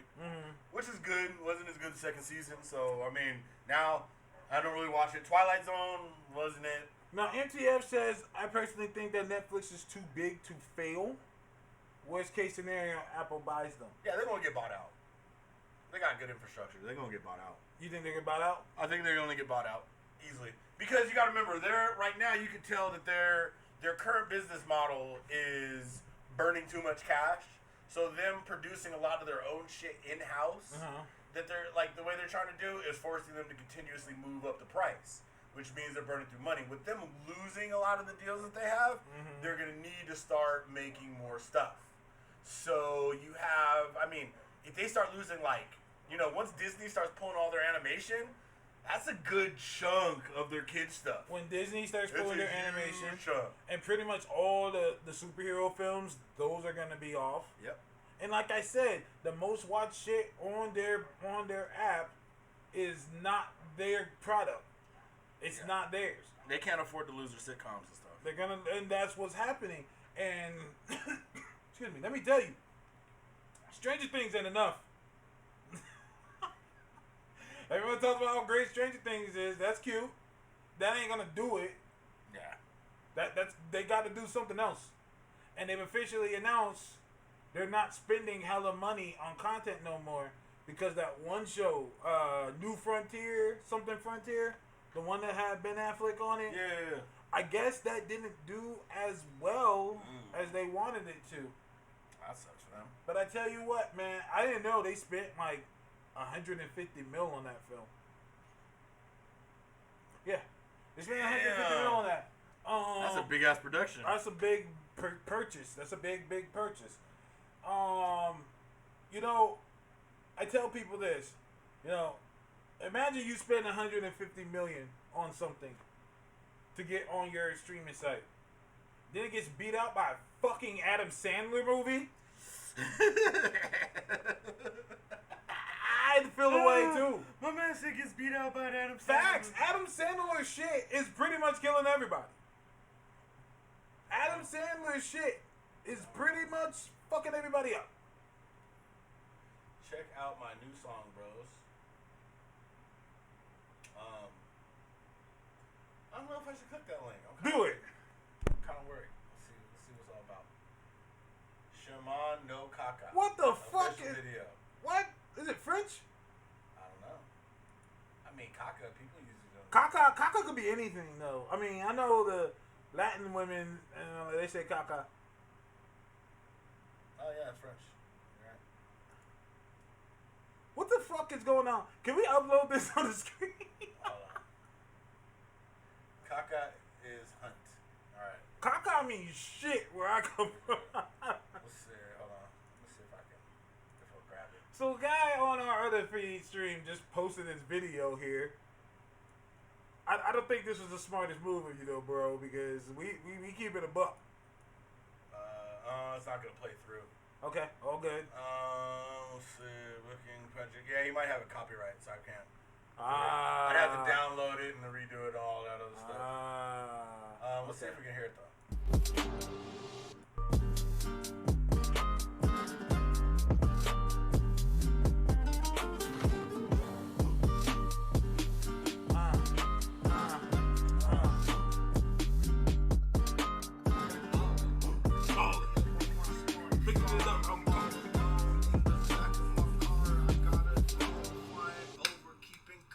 Oh shit!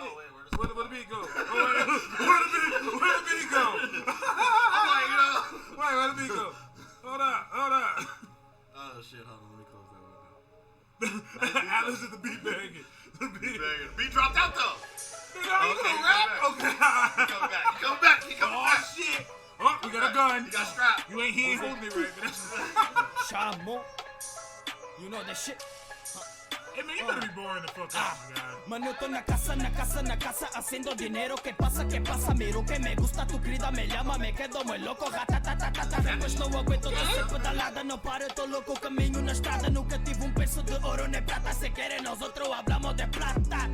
Meu brado, tô farto de ver esses rappers mal acostumados. Armados que mandam tipo manda-chuva, mas eu mando eles todos para o caralho. Na casa, faço o meu trabalho. Passei louco que passei, meu brado não para. Tocas dos meus novos, te mato e eu digo que plato como papo. Oh, pego o mano e tô a dar o gol. Wolfpack, I'm not alone. Já perco o sono. Vivo tanto meia volta, mundo todo. Motherfuckers já perguntam pra onde eu vou. Passar por moda assim, vem quem chegou. Quanto mais quente, mais crazy que fogo. Chama de volta pra sentar no trono. Hey, bitch. Motherfuckers, tô na casa. Todo dia tô na casa. Na casa. Hey, bitch. Motherfucker, tô na casa. Todo dia tô na casa. Na casa. Middle finger to the po-po. Motherfucker, I'm loco. Fuck you, what you talking blood? Give me the money, now we talking Here's the good. one thing I can't say though. Even though I don't speak Spanish, it doesn't sound like you're probably the same word. This is true. Which I have to prosper. Yeah. Automatically. But no, objectively, your flow sounds clean. But wait, he's from Portugal? Is he saying Portuguese? Oh shit, I apologize. Wait, hold up. Portuguese niggas is about it. Portuguese dudes is with the shit. Let me shut up. Don't fly out here and get Portuguese niggas is Keep with it the shit. 100 though. His flow sounds clean though. I like the way it sounds. Cause I don't speak Portuguese, so I don't. I can't say I understand bar for bar what you're saying. But It kind of sounded like he was the way barring it's out, going, though. it sounds good. Like I like. It kind of the sounded flow. like he was barring flow. out. I like your flow. Hey man, I appreciate you coming on here and just dropping that randomly on here. Shout out. We gave you the promo with it. Yeah. So Shamon, SHAMON. No caca. No caca. Go ahead and look that shit up on YouTube. Narcos. The Narcos soundtrack. song. Hey, go for that, Phil. You go for that. Narcos show is big. That's one thing Netflix got going for them. Appreciate you, bro. Narcos Thank is you. fire. I'm all for it, man. Fuck it. Like, That's what's up, bro. That's what's up. Yeah, but check them out. Check them out here. We'll post the link. yeah, in man. the, We'll post a link and We'll all post that the link shit. in the YouTube. Dope shit, bro. Good shit. Um, Let's see where we're at. so we're talking about streaming and shit. Streaming stuff. Yeah, I think, like I said, right now Netflix is kind of, it ain't looking the best for Netflix. I think the biggest survivor in this that you'll see is gonna be Amazon, because Amazon's primed with a good position. Here's the thing: Amazon Prime for their streaming service is included with the Amazon membership that gets free shipping. Yeah. But one thing that Amazon Prime does that Netflix doesn't, they allow you to add on other services. So one good entry point for HBO Max and Disney Plus and all that is to have an add-on into Amazon. So that way people, they still pay for it, but they can get to your content from existing TVs. Meaning that your TV doesn't need an update to add a whole new app for Disney Plus. Okay. So I think Amazon can survive on that. Because think about it, when I go to HBO right now, I gotta scroll past the Amazon Prime shows first. That's for sure. And sometimes we'll stop. Uh-huh. What is this? I need to look into this show. I need to see what it's all about. See what's going on. And then we go, and then if we don't find anything, we go right down to the HBO. But guess who's getting use out of it? Amazon. I'm with you. Amazon right I'm now. with you 100%. Either way, I think Netflix is gonna have to do something. Netflix is gonna get bought out. You're right. It has to get bought out because at this point, Netflix isn't profitable. Now, when I say that term, people always get confused. They're like, how can it not be profitable? Like, I'll tell you why. $10 for a service. But it costs you $9.50 to give me that thing back, what I paid for it. Did you just make a profit? Yeah, man, yeah. Exactly. And that's what's going on for Netflix. All the money that they're receiving, they're spending it. Yeah, which ain't a good look. Which is, I don't want to say it's bad business, but eventually something has to change. You can't just keep doing that. Eventually you're going to have to do something. And I don't know what that is because they've already raised the price hella much. I remember when Netflix was $5. What is it now? Like 15? Like 11? Oh yeah, no, my dad. It was funny. I think my dad's TV messed up and kicked him out of my Netflix, and then he was like, "Yeah, I just got my own." And the best part is he don't even have as good of a plan that we have. Like they've taken their plans down, so he pays just as much as we do because he got the extended screens. Because he was gonna say, like this my auntie, give her one of the subscriptions because we share around or whatever. And during the concurrent NTS said anybody else lose audio. Did you lose audio? Oh. De la com. Hold on, I can check that out right now. Me wanna go home. Hey, you said that. You said that. You said Elijah that. said she did too. Oh, I can't imagine why. Interesting. I can't imagine why. What the fuck just happened? What the fuck? Can I just get yeah, I mean, you picking it up here? Tracy says I'm good. Yeah, the mics. Yeah, I mean, everything on this end says it's good. Let me check YouTube real quick. Oh, NTF says it's back. NTF says it's back. Okay, so we lost it for a little bit. Okay, that's fine. I was gonna say, I'm watching us. Says we good. Yeah. All right, we straight. We straight out. That's crazy. I can hear you fine. Thank you, Kaiju. Where we at? We're at $140. Okay. One of the last things I want to talk about. Sir. So, Yes. I'm kind of fucked up right now. I thought you didn't drink or smoke. That is strange for you. No. Oh. The only thing I'm Different. high on is life Life. and video games. And this game came out for free for PS Plus. Oh. Okay. You already know where I'm going with this. Yep. I ain't if you- fucked with you with it yet. If you have a PS4 Plus, it's free. If you have Plus on PS4. Detroit Being Human. Hey, yo. I have never been so stressed out playing a video game in my life. I am stressed. Damn. I'm stressed the fuck. I'm scared to play this game. I'm scared. And for those of you who don't know, Detroit Being Human is made by this company. They're known for making, how do I say this? They pretty much make movies that you play. You play this movie.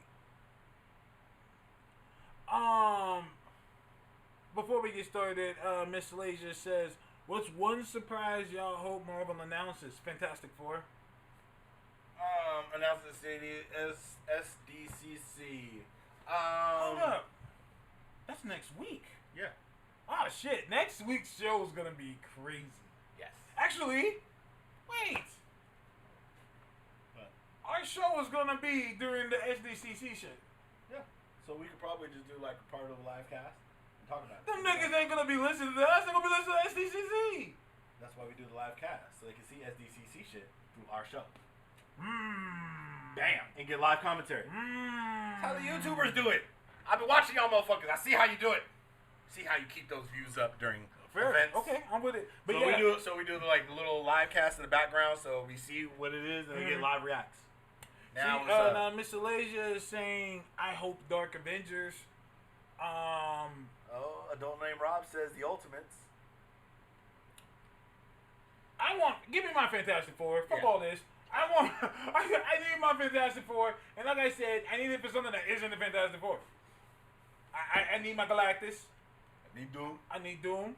I need somebody surfing. I need my Silver Surfer. I need some Kang. I need some Kang. Give me my Annihilus. Let's go there. Let's get the Negative Zone in here. Let me get Negative Zone. Let me get Blastar. Like dead ass, dude. Let's go. If you go down the list, all the greatest things came out of the if you ain't Spider-Man and X-Men, the greatest things came out of the Fantastic Four. Facts. Facts. I need. Let's keep it 100 because an issue dropped this week. I need me some Sue Storm in my life. I want a good Sue Storm. I want people to see who one of the baddest women in Marvel really is. Like, let's put it this way: Gamora is pretty dope. She can kill most things. Sue would murder Gamora. When it come down to it, people don't realize like Sue Storm is a walking invisible arsenal. Like she can stab you 10,000 times. You can't see where it's coming from. Well, the thing is, and I brought this to somebody's attention, and they didn't even think of it this way, and I said, you gotta think Invisible Lantern. Yeah. That's what she is. She's the Invisible Lantern. And not just that, her shit doesn't need to be recharged. Exactly. Exactly. You know Like, what I I mean? keep showing people that moment when she got tired of the wizard shit and exposed his innards and just clogged his shit up till he passed out. Oh, shit. Oh, shit. You can just do that. Yeah, I can. Oh, shit. Good thing she isn't the killer, exactly. Good thing. Like, she be a master assassin. If you haven't, if you kind of sleeping on it this week, go out there and pick up Invisible Woman number 1. That a pick of the week? Oh yeah. Orange Slices? Yeah, did you read it? Yes, I have. It's fantastic. Yeah, it feels like Marvel was listening when I said make Sue Storm a member of the Hand, and they said, let's give Sue Storm a little bit of glamour, because what they're doing with her in this book is perfect for her character. Yes. There's nobody more fit to do what she's doing. I And agree. by the end of it, you're gonna team up that's gonna be like, Yeah. you gonna make Sue Storm get some respect. I'm a big fan of when the four go off and do their own thing for a little bit. I don't think. But every now and then, just have a mini where Thing goes and gets into some shit. Human Torch has had his own things going on, doing his own shit. The only one that really hasn't is Reed. And I would love for that. I love her, Mr. Fantastic mini. That would be the most boring book ever. So it starts with Reed working in the lab. It ends with Reed still in the lab working. Bullshit. Reed, let me tell you That's something. what Let me Reed tell you does. something. No, I'm Reed kidding. starts, no, it's all good. This is how I would do it. Reed starts in the lab, right? Oh shit, I accidentally opened another portal. Now he's in a new place. And now he has to make that place get back out there, and he does something, does some Reed Richards shit, like, I'm gonna leave value here and make this place better. Oh, yeah, I mean, that's any Reed story. Matter of fact, one of the best Reed stories has already been told. What's that? He ends up opening a portal, and all of a sudden, oh shit, there's a council of Reeds. There's all these Reeds that have got together throughout the multiverse, and they fight different, threats, and different Reeds came from different ways. Like, Okay. there's an Iron Man Reed, there's all these other Reeds. Okay. Yeah, it's been done. Reborn now. Okay. I can't allow you to do this. I'm just playing. See, look, MTF we already had a council of Reeds, though. See, that's where you go. You already know how great Reed could be. So, all the four. Sue Storm needs the glam up. I agree. Things had one. I think Human Torch, if anybody. Human Torch needs a little bit of a solo. He's had solos. They haven't. I think he needs some. I think he needs a little bit. So you better. think it needs a new I think he needs a reimagining so that way when we get the movie, you have a good way forward. Like I think they need to test the waters with what works. My issue with Human Torch is that he's very one-paged. As in, his powers are pretty basic. I fly and shoot shit with flames. Yeah, I throw a fireball. That's what I'm saying. I think we need a reimagine. Like Tell I me think more. they need to do kind of like what they started to do with his character in the books and a little bit in the shitty ass Fan Forstic movie. Is he needs to be the engineer? Because remember, he in the books he worked on cars a lot. Yeah. He would tinker with a lot of the engines and things of that nature, and I think he needs to get more into that with the science. Like so, Reed gives him concepts for like I can make this type of engine, and then Johnny tweaks it. Like I think they need to get Johnny a little bit more involved in the science because remember for a long time he was just like, well, what do? I shoot shit and I get women. Yeah. And I'm a car. I like to drive the cars, but that kind of fucks up because Ben's supposed to be the pilot. Well, I agree. You know so what I mean? you're saying is you should make him more of he understands machinery, I tech. think he understands engineering, how to make things go faster, and I think that could apply to his power. Tell me more. I think that him being able to raise and lower heat, be able to transfer heat, be able to excite things to maybe even move faster. I think that they should try to evolve his abilities a little bit more than I just agree. the very direct. So let me ask you this. Let me throw something in there. What He is should be the an expert in thermodynamics. I agree with that. I can agree with that. Now we're getting into Firestorm territory now. Well, no, Firestorm is an expert in physics overall. physics, right. Molecular interactions, particle physics, things of that, quantum mechanics, things of that nature. And remember, only half of him is an expert in that. Now, what is the relationship, and stay with me here, what is the relationship between heat and acceleration? It has a direct correlation in propulsion. Okay, propulsion. Primarily propulsion. That's what we use it for in acceleration. So basically, if I burn something here and I shoot it out of the back exhaust, it propels forward. What if we made Johnny go faster? But that's what I'm saying. As in when he gets hotter, he goes faster. That's what I mean. He moves faster. That's okay. what I mean him being able to use his power more efficiently in that manner. Okay. So him finding out how to burn hotter and move faster for different periods. Him finding out how to even use that power to maybe accelerate other objects through heat transfer. So instead of just burning objects, so like how Flash can loan speed to things. Yeah. But that's do what I'm things going like- at with it. Or like, even use himself to power engines. I was thinking that too. What if he becomes like almost like I don't want to say a battery, but basically his touch can make things go. As in, for example, take this remote. Let's say we have no batteries in here, but when he touches it, he can make it work. Yeah. But that's kind of like electricity, so I'm But kind of like without flame. So, but I mean, electricity is just electricity is basically just moving molecules from one place to another. Right, and right.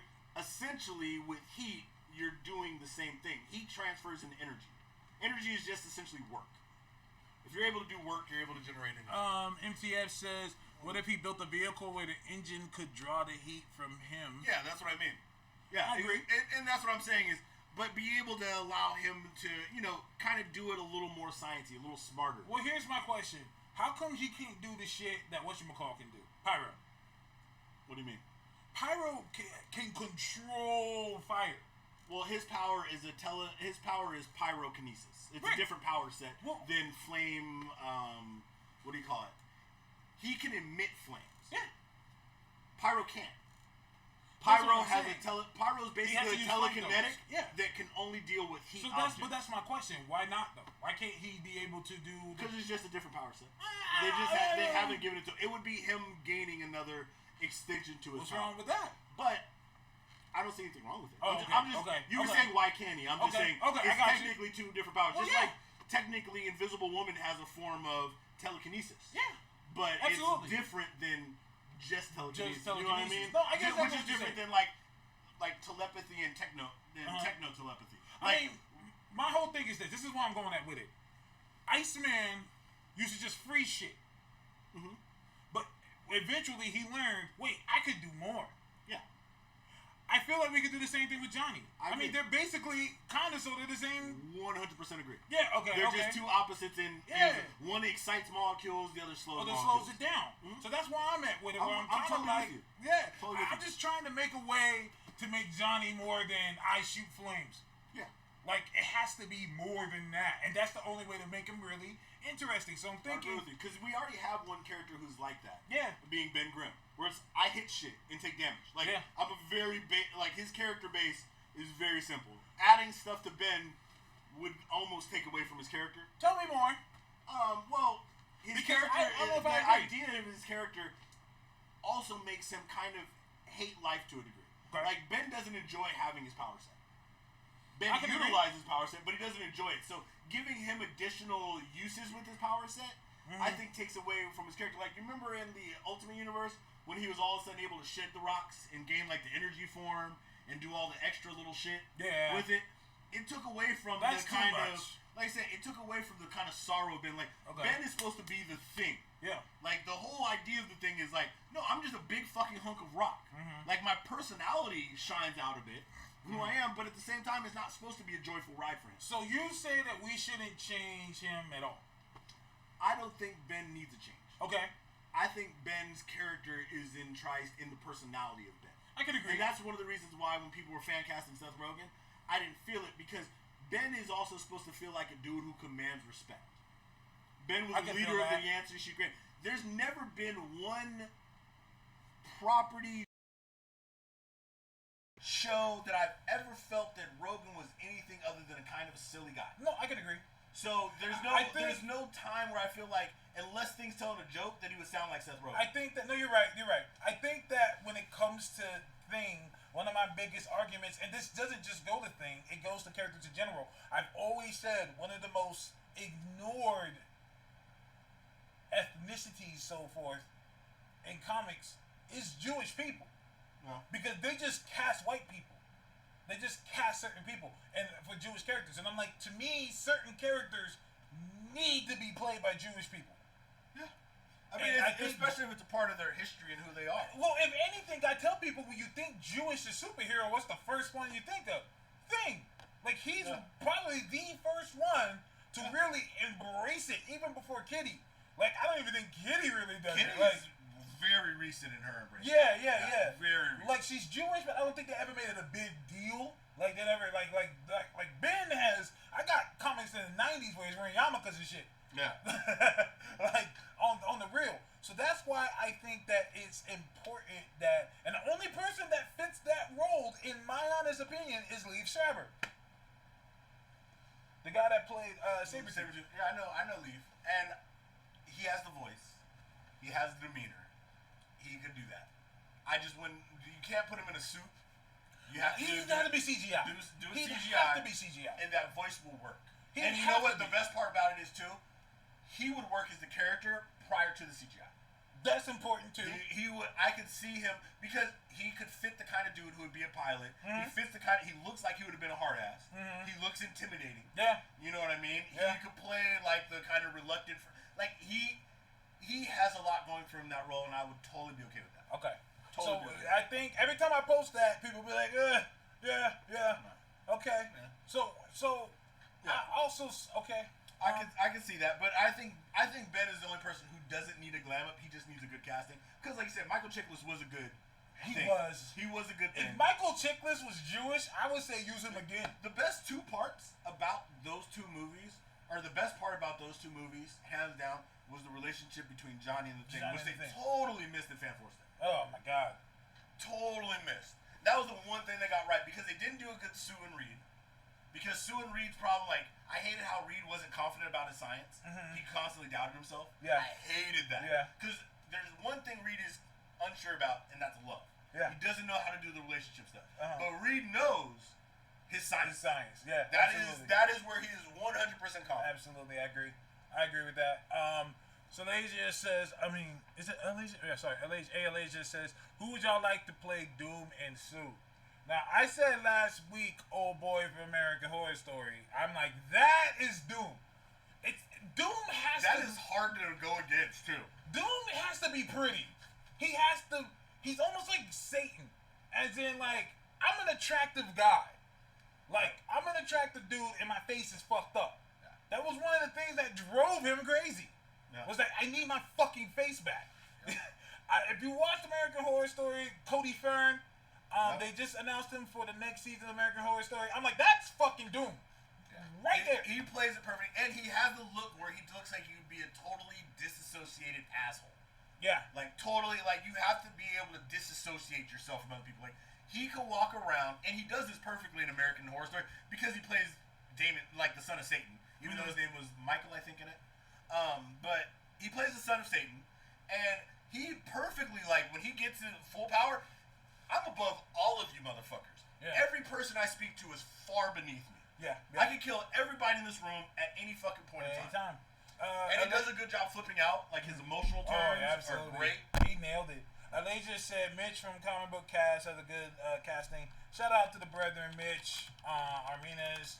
Those are good dudes. Those are the homies. What did he cast? Remind us here. Make him a firebender. Was he the one who cast a dude who plays on the show with the iZombie? iZombie. Okay, you know the show iZombie, Yeah, right? You know the doctor? The Middle Eastern dude? Yeah. Uh-huh. The doctor. Him as Doom. I saw somebody cast him as Doom. I don't hate that. I saw somebody I cast just him think- or him as Reed. If you want to change Reed's race. He looks like he'd be a good Reed. Middle Eastern Reed? Why not? I don't hate It's it. America. I don't hate it. You know? I don't hate it. No. I don't hate it. I like Doom. Rami Malek as Doom. Yeah, but I mean, keep it 100. Cody Fern, perfect. Because Doom also technically is European.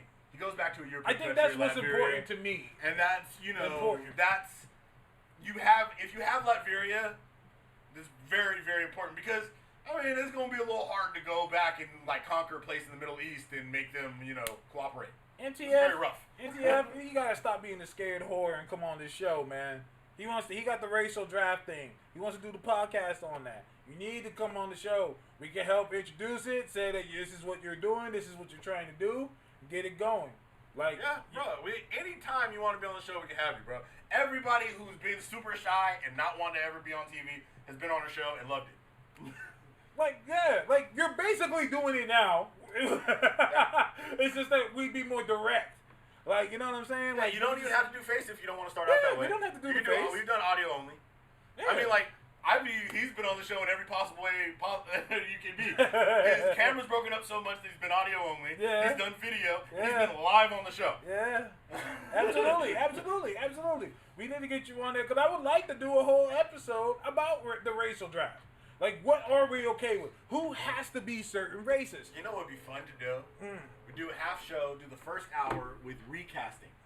So take what we've gotten and recast them with different ethnicities, and then do a future, like, what movies do we want, and then who you want for the racial draft. I can agree with that. It'd be kind of cool to see, you know, like, who, if you could change certain things. Like, for example, I think one that would be very interesting is, who would you recast as the ancient one if you got to pick an Asian female?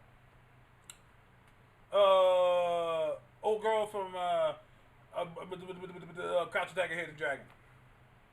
What the? That's a good one. Something with a Z. Yeah, I forget what her name is. But old girl, she's in Mulan as well. The older lady in Mulan. You know who I would want? Who would be a dope teacher? Who I think would have really funny moments? Who? The lady who did Madame Gao and the Defenders and the Netflix stuff. Okay, I'm Because fucking you with have it. an old, I'm you know, fucking- because she's a little older too. I'm fucking with it. But she has that like no nonsense kind of I'm you know fucking with it. approach. But she's also very peaceful. Yeah, Can you no, imagine yeah. her just like you You look at love her? Madame Gao.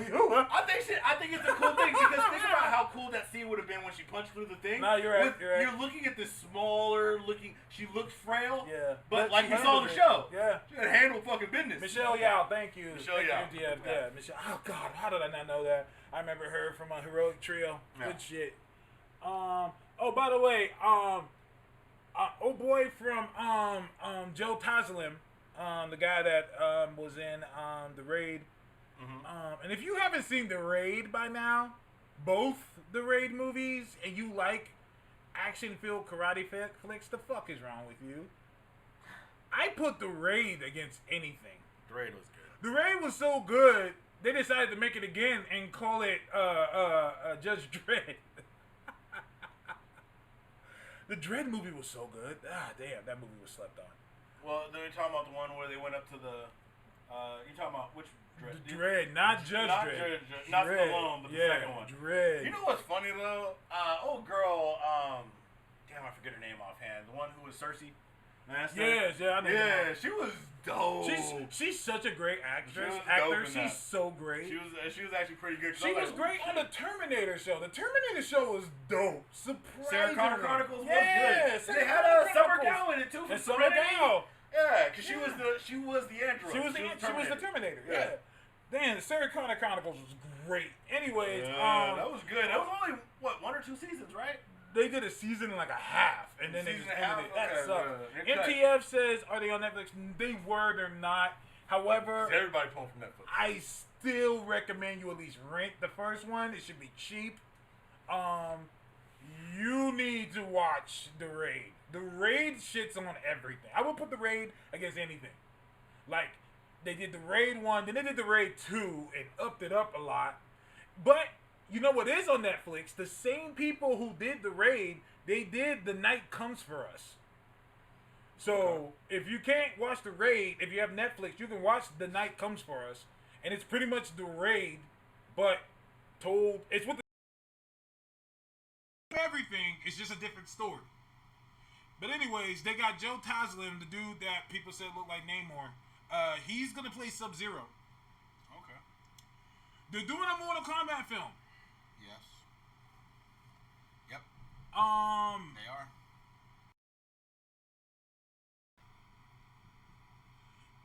Fatalities. As it should. I'm sold. Yeah. I'm like, wait, why was this not in any of the?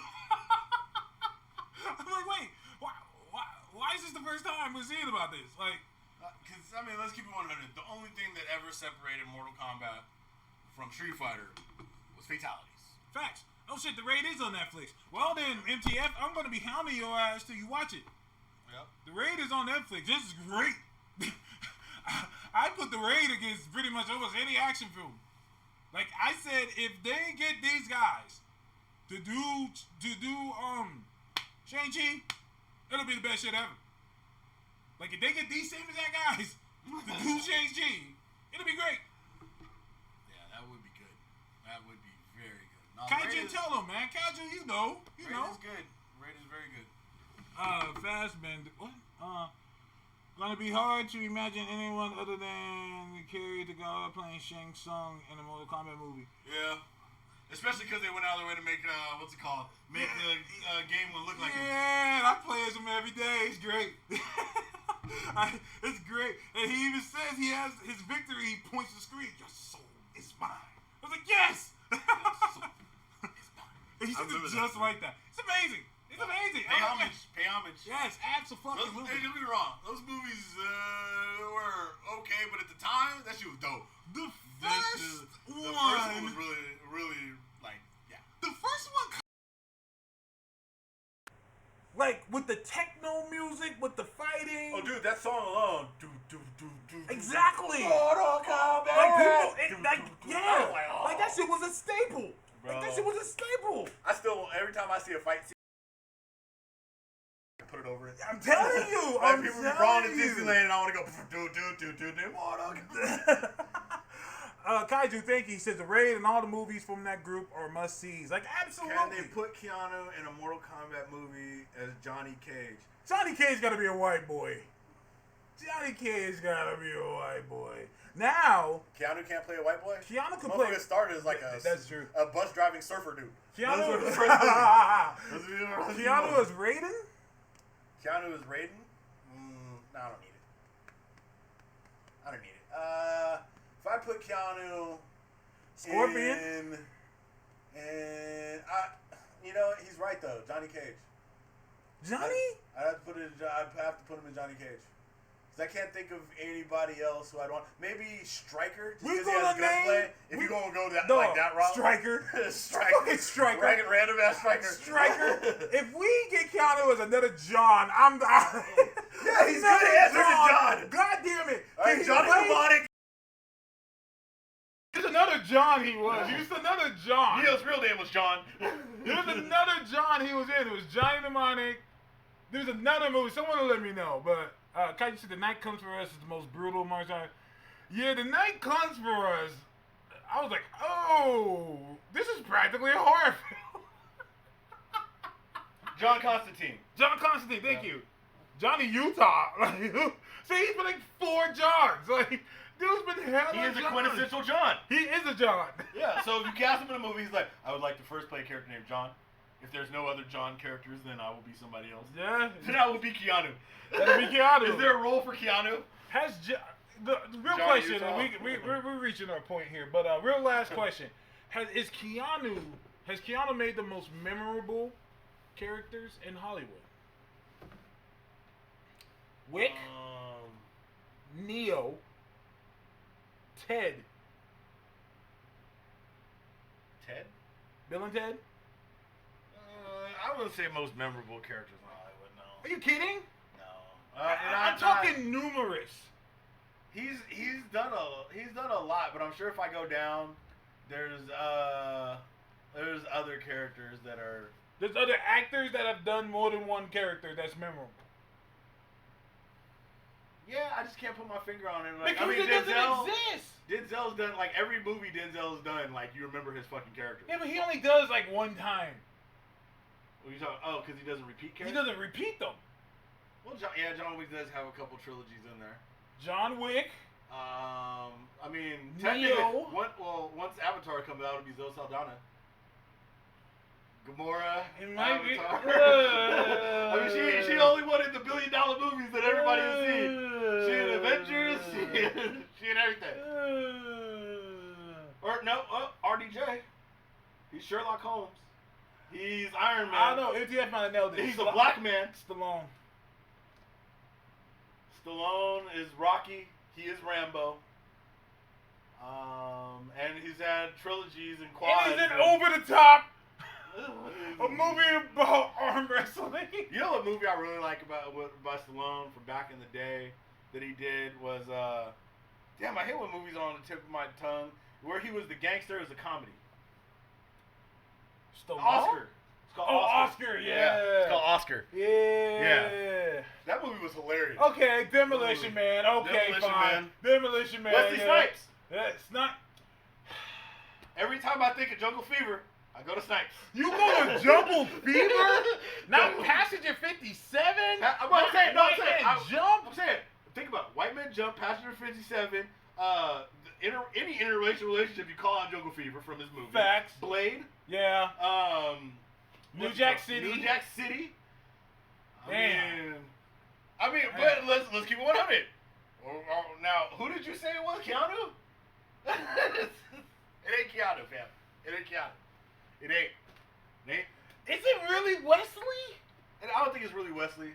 I think we're just not answering the question well enough first. Like I said, Stallone over Keanu already easily. Yeah, because Rambo and Rocky alone will do that. Yeah. Rambo and Rocky alone. Nino Brown, Blade, Simon Phoenix. I mean, let's keep it 100. Passenger 57. Passenger 57.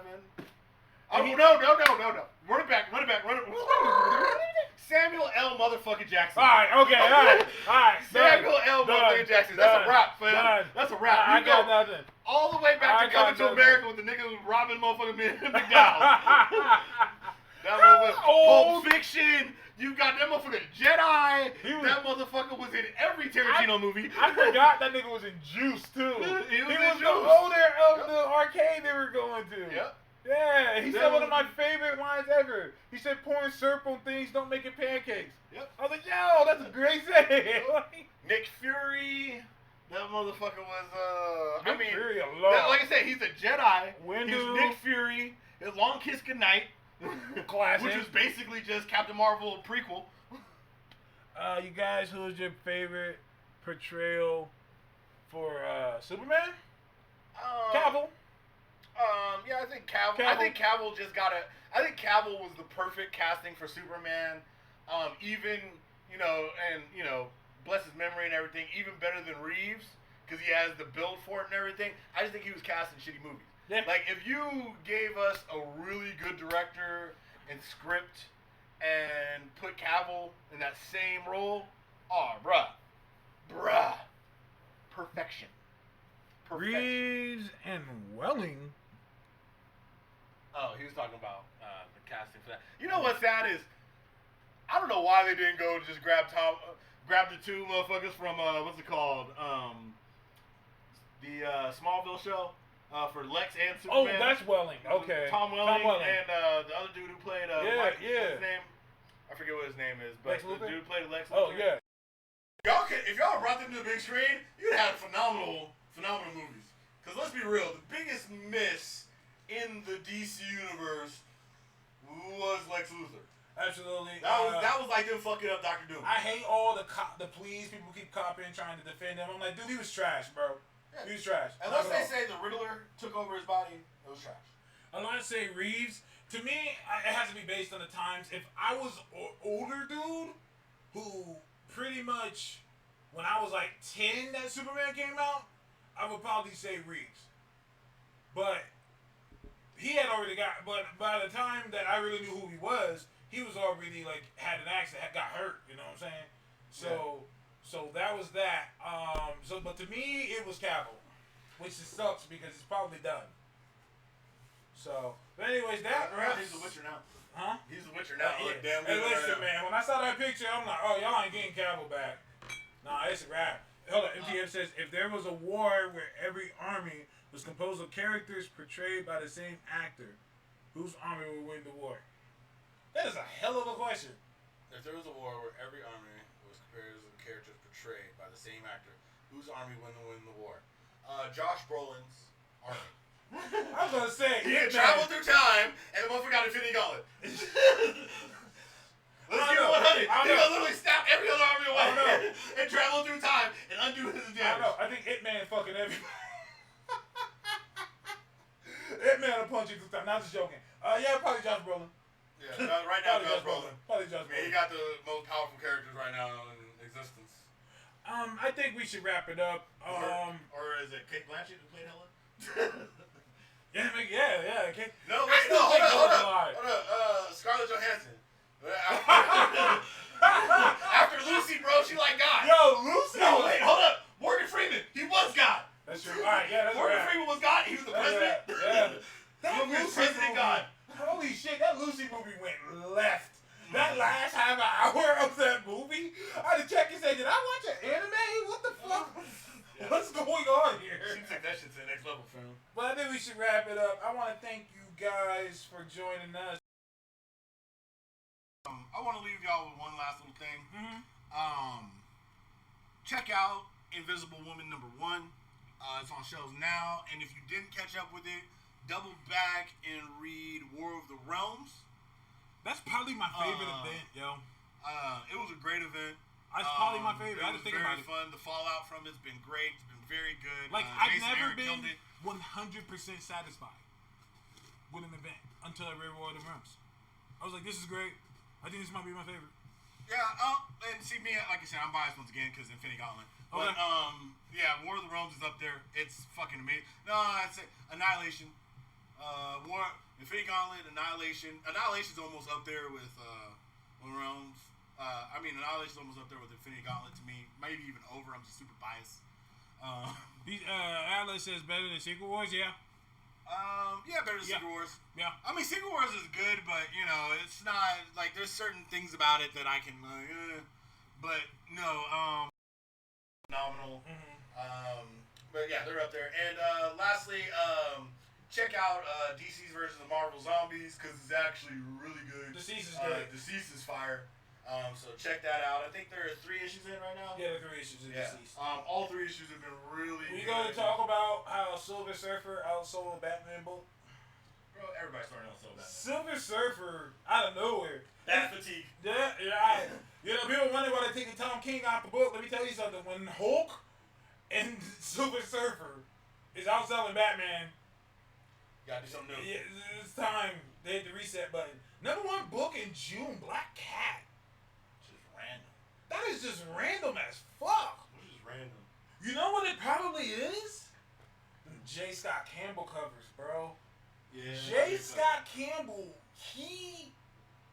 that's hella smart on Marvel, actually, now that I think about it. Because I'm thinking, even J. Scott Campbell books, covers, isn't enough.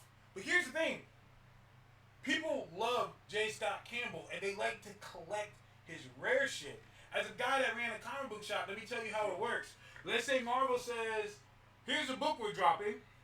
We have 10 variant covers. Well, how do I get the variant covers? You have to order a certain amount to get all the variant covers. So, let's say it costs, okay, I could get 500 issues for, I'm just throwing numbers out there, 500 issues for $500. They said, pay us $5,000. 500 issues, $500. Pay us $5,000, we'll give you 10 of them. So I got these, but each one I get 10 variant covers. Now I can take each variant cover and raise the price on all of them. And people will buy them. They will buy one page, one issue for the same amount that a whole box of the comic will cost. Because it's J. Scott Campbell. He's one of the few artists who can do that. So I think that's what got it up there. Because goddamn, I didn't think it would be number 1. Yeah, Black Cat's a real random one to grab a number 1 out. She really is. Atlas says, I doubt J. Scott has weight like that anymore. I tell you what. Go ahead and eat. Matter of fact, just go to a random store and try and find J. Scott Campbell covers. Variant covers. Go and try and find them. He's one of the few. It was him and Michael Turner. God bless the dead. Michael Turner, man. Oh yeah! One of the alternate Black Cat covers was a Michael Turner one. Yeah, the Campbell variant of Black Cat's already going for $55. $54. And that's just one of them. Yep. I mean, the moment I started typing in J space S, J. Scott Campbell came up immediately. So right now I'm guessing he's selling this book. Yeah, like crazy.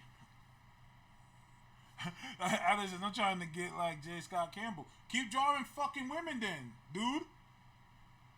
Look how many variants they've done. That's just another variant. Yep. These are all variants. Like, and they're all J. Scott Campbell. So it's Black like Cat about to put the paws on him. Black Cat. She has a tail now? Or he just drew her with the he paws, just like- drew her with a tail. Oh, she's wearing like a little She's hoodie. doing a little thing. That's cute. J. Scott know what he doing.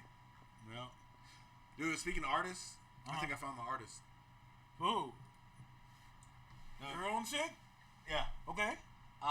Most random, like, so you remember how this show started? Uh-huh. The super randomness that, like, hey, I just ran into somebody, love to mention he knew you. I was like, holy shit, I'll go back with Task, and then we lived in just random apartments. Yeah. So I was at work, sporting, my normal, like, Marvel hat, right? Because I always wear, like, I mean, if you see me at work, you're going to think that I'm on show. Because I'm always wearing, like, Marvel, DC, whatever comic shit.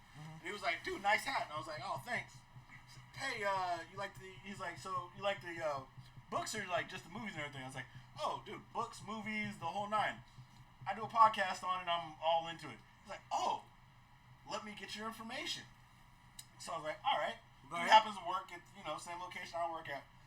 Started talking to him. He was like, I was like, yeah, get into it. And we literally started shooting the shit because he's like, yeah, I have kids and everything. I'm kind of catching back up. But one of the things that, I want to start doing that I did is, I started drawing. I do like a lot of sketches and everything, right? Mm-hmm. So he puts my information down. He started taking our show name down, right, in his book. Mm-hmm. And he's like, and I started kind of seeing one of the sketches he did, right? Mm-hmm. At first I'm thinking, you traced this from somewhere, right? And he was like, oh yeah, by the way, this is one of the sketches. He started showing me them. He's got like a whole book of Jim Lee crossed with David Finch, no lie. Put that on song. Anything. I saw this with my own too. With your own too? With my own too. I was looking down and I was just like, I was like, hold on, let me start from. salivating over here and shit. You know what I mean? I was like, "It's you?" He was like, "Yeah, you know what I mean?" It was like, "I'm just doing. I'm trying to, you know, get back more into it or everything." He was like, "But you know, I was Something like, something and we like- started talking about it. He was like, you know, and I kind of idolize Jim Lee as like one of my favorite artists. You know what I mean? And I started wanting to add shadowing and everything, going through like details and everything. I was like, so let me talk to you about the blacksmith, fam. And he was like, yeah. He was like, you know, and that's kind of what I want to do is like, I'm looking for a little more, you know, of the creative because I just haven't got to that point of writing stories. It's like, I could put you with something, you know, if you wanted to, you know, partner, exchange information and. That's word. Yeah, That's right. And you we'll guys try to get on that. That's word, man. That's word. That's word. Sometimes shit just happens. You feel me? Like if it's meant to be, it was meant to be. You know. People always ask me all the time, like, how did you find an artist? Like, bro, it kind of just happened. Like I hit up, you know, just people, and eventually one said, "Yo, Yeah. yo, what's good?" Well, and my whole thing too, and he's kind of the same way because you know he got the 9-to-5 job and everything, and because he was like, it's hard to find a person to do like be like the writer, do the creative without having to shovel a ton of money out. You know, he got kids and everything, so I was like, yeah, I mean, if you want to partner on this, you know, we go through, we try to put out a little preview, set up the Kickstarter, you know what I mean? Because we have, you know, the show, a little platform to kind of like, you know, be able to push out. Yeah. Like, I'll be looking to do that because, you know, I got a kid, house, bills and shit. Yeah. And you already know.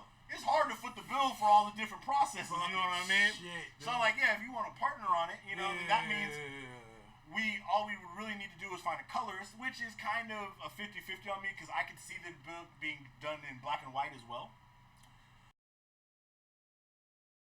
Yes.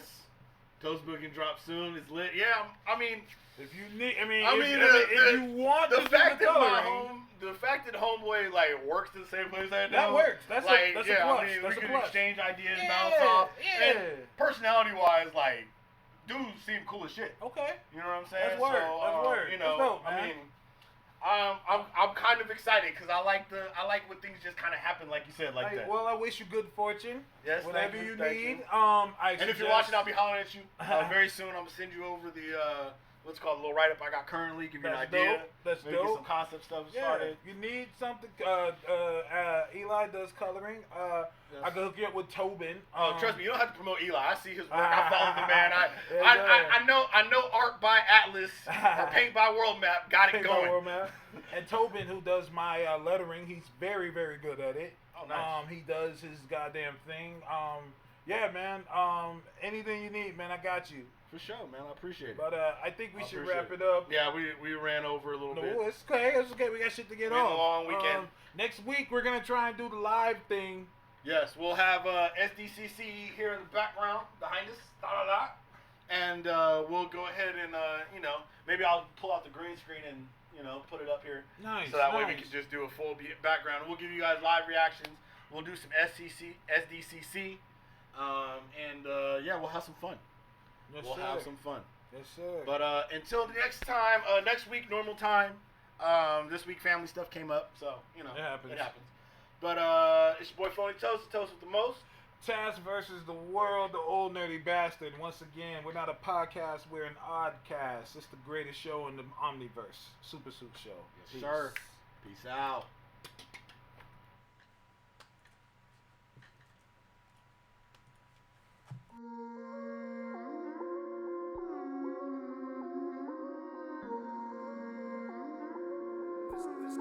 This has its own magic.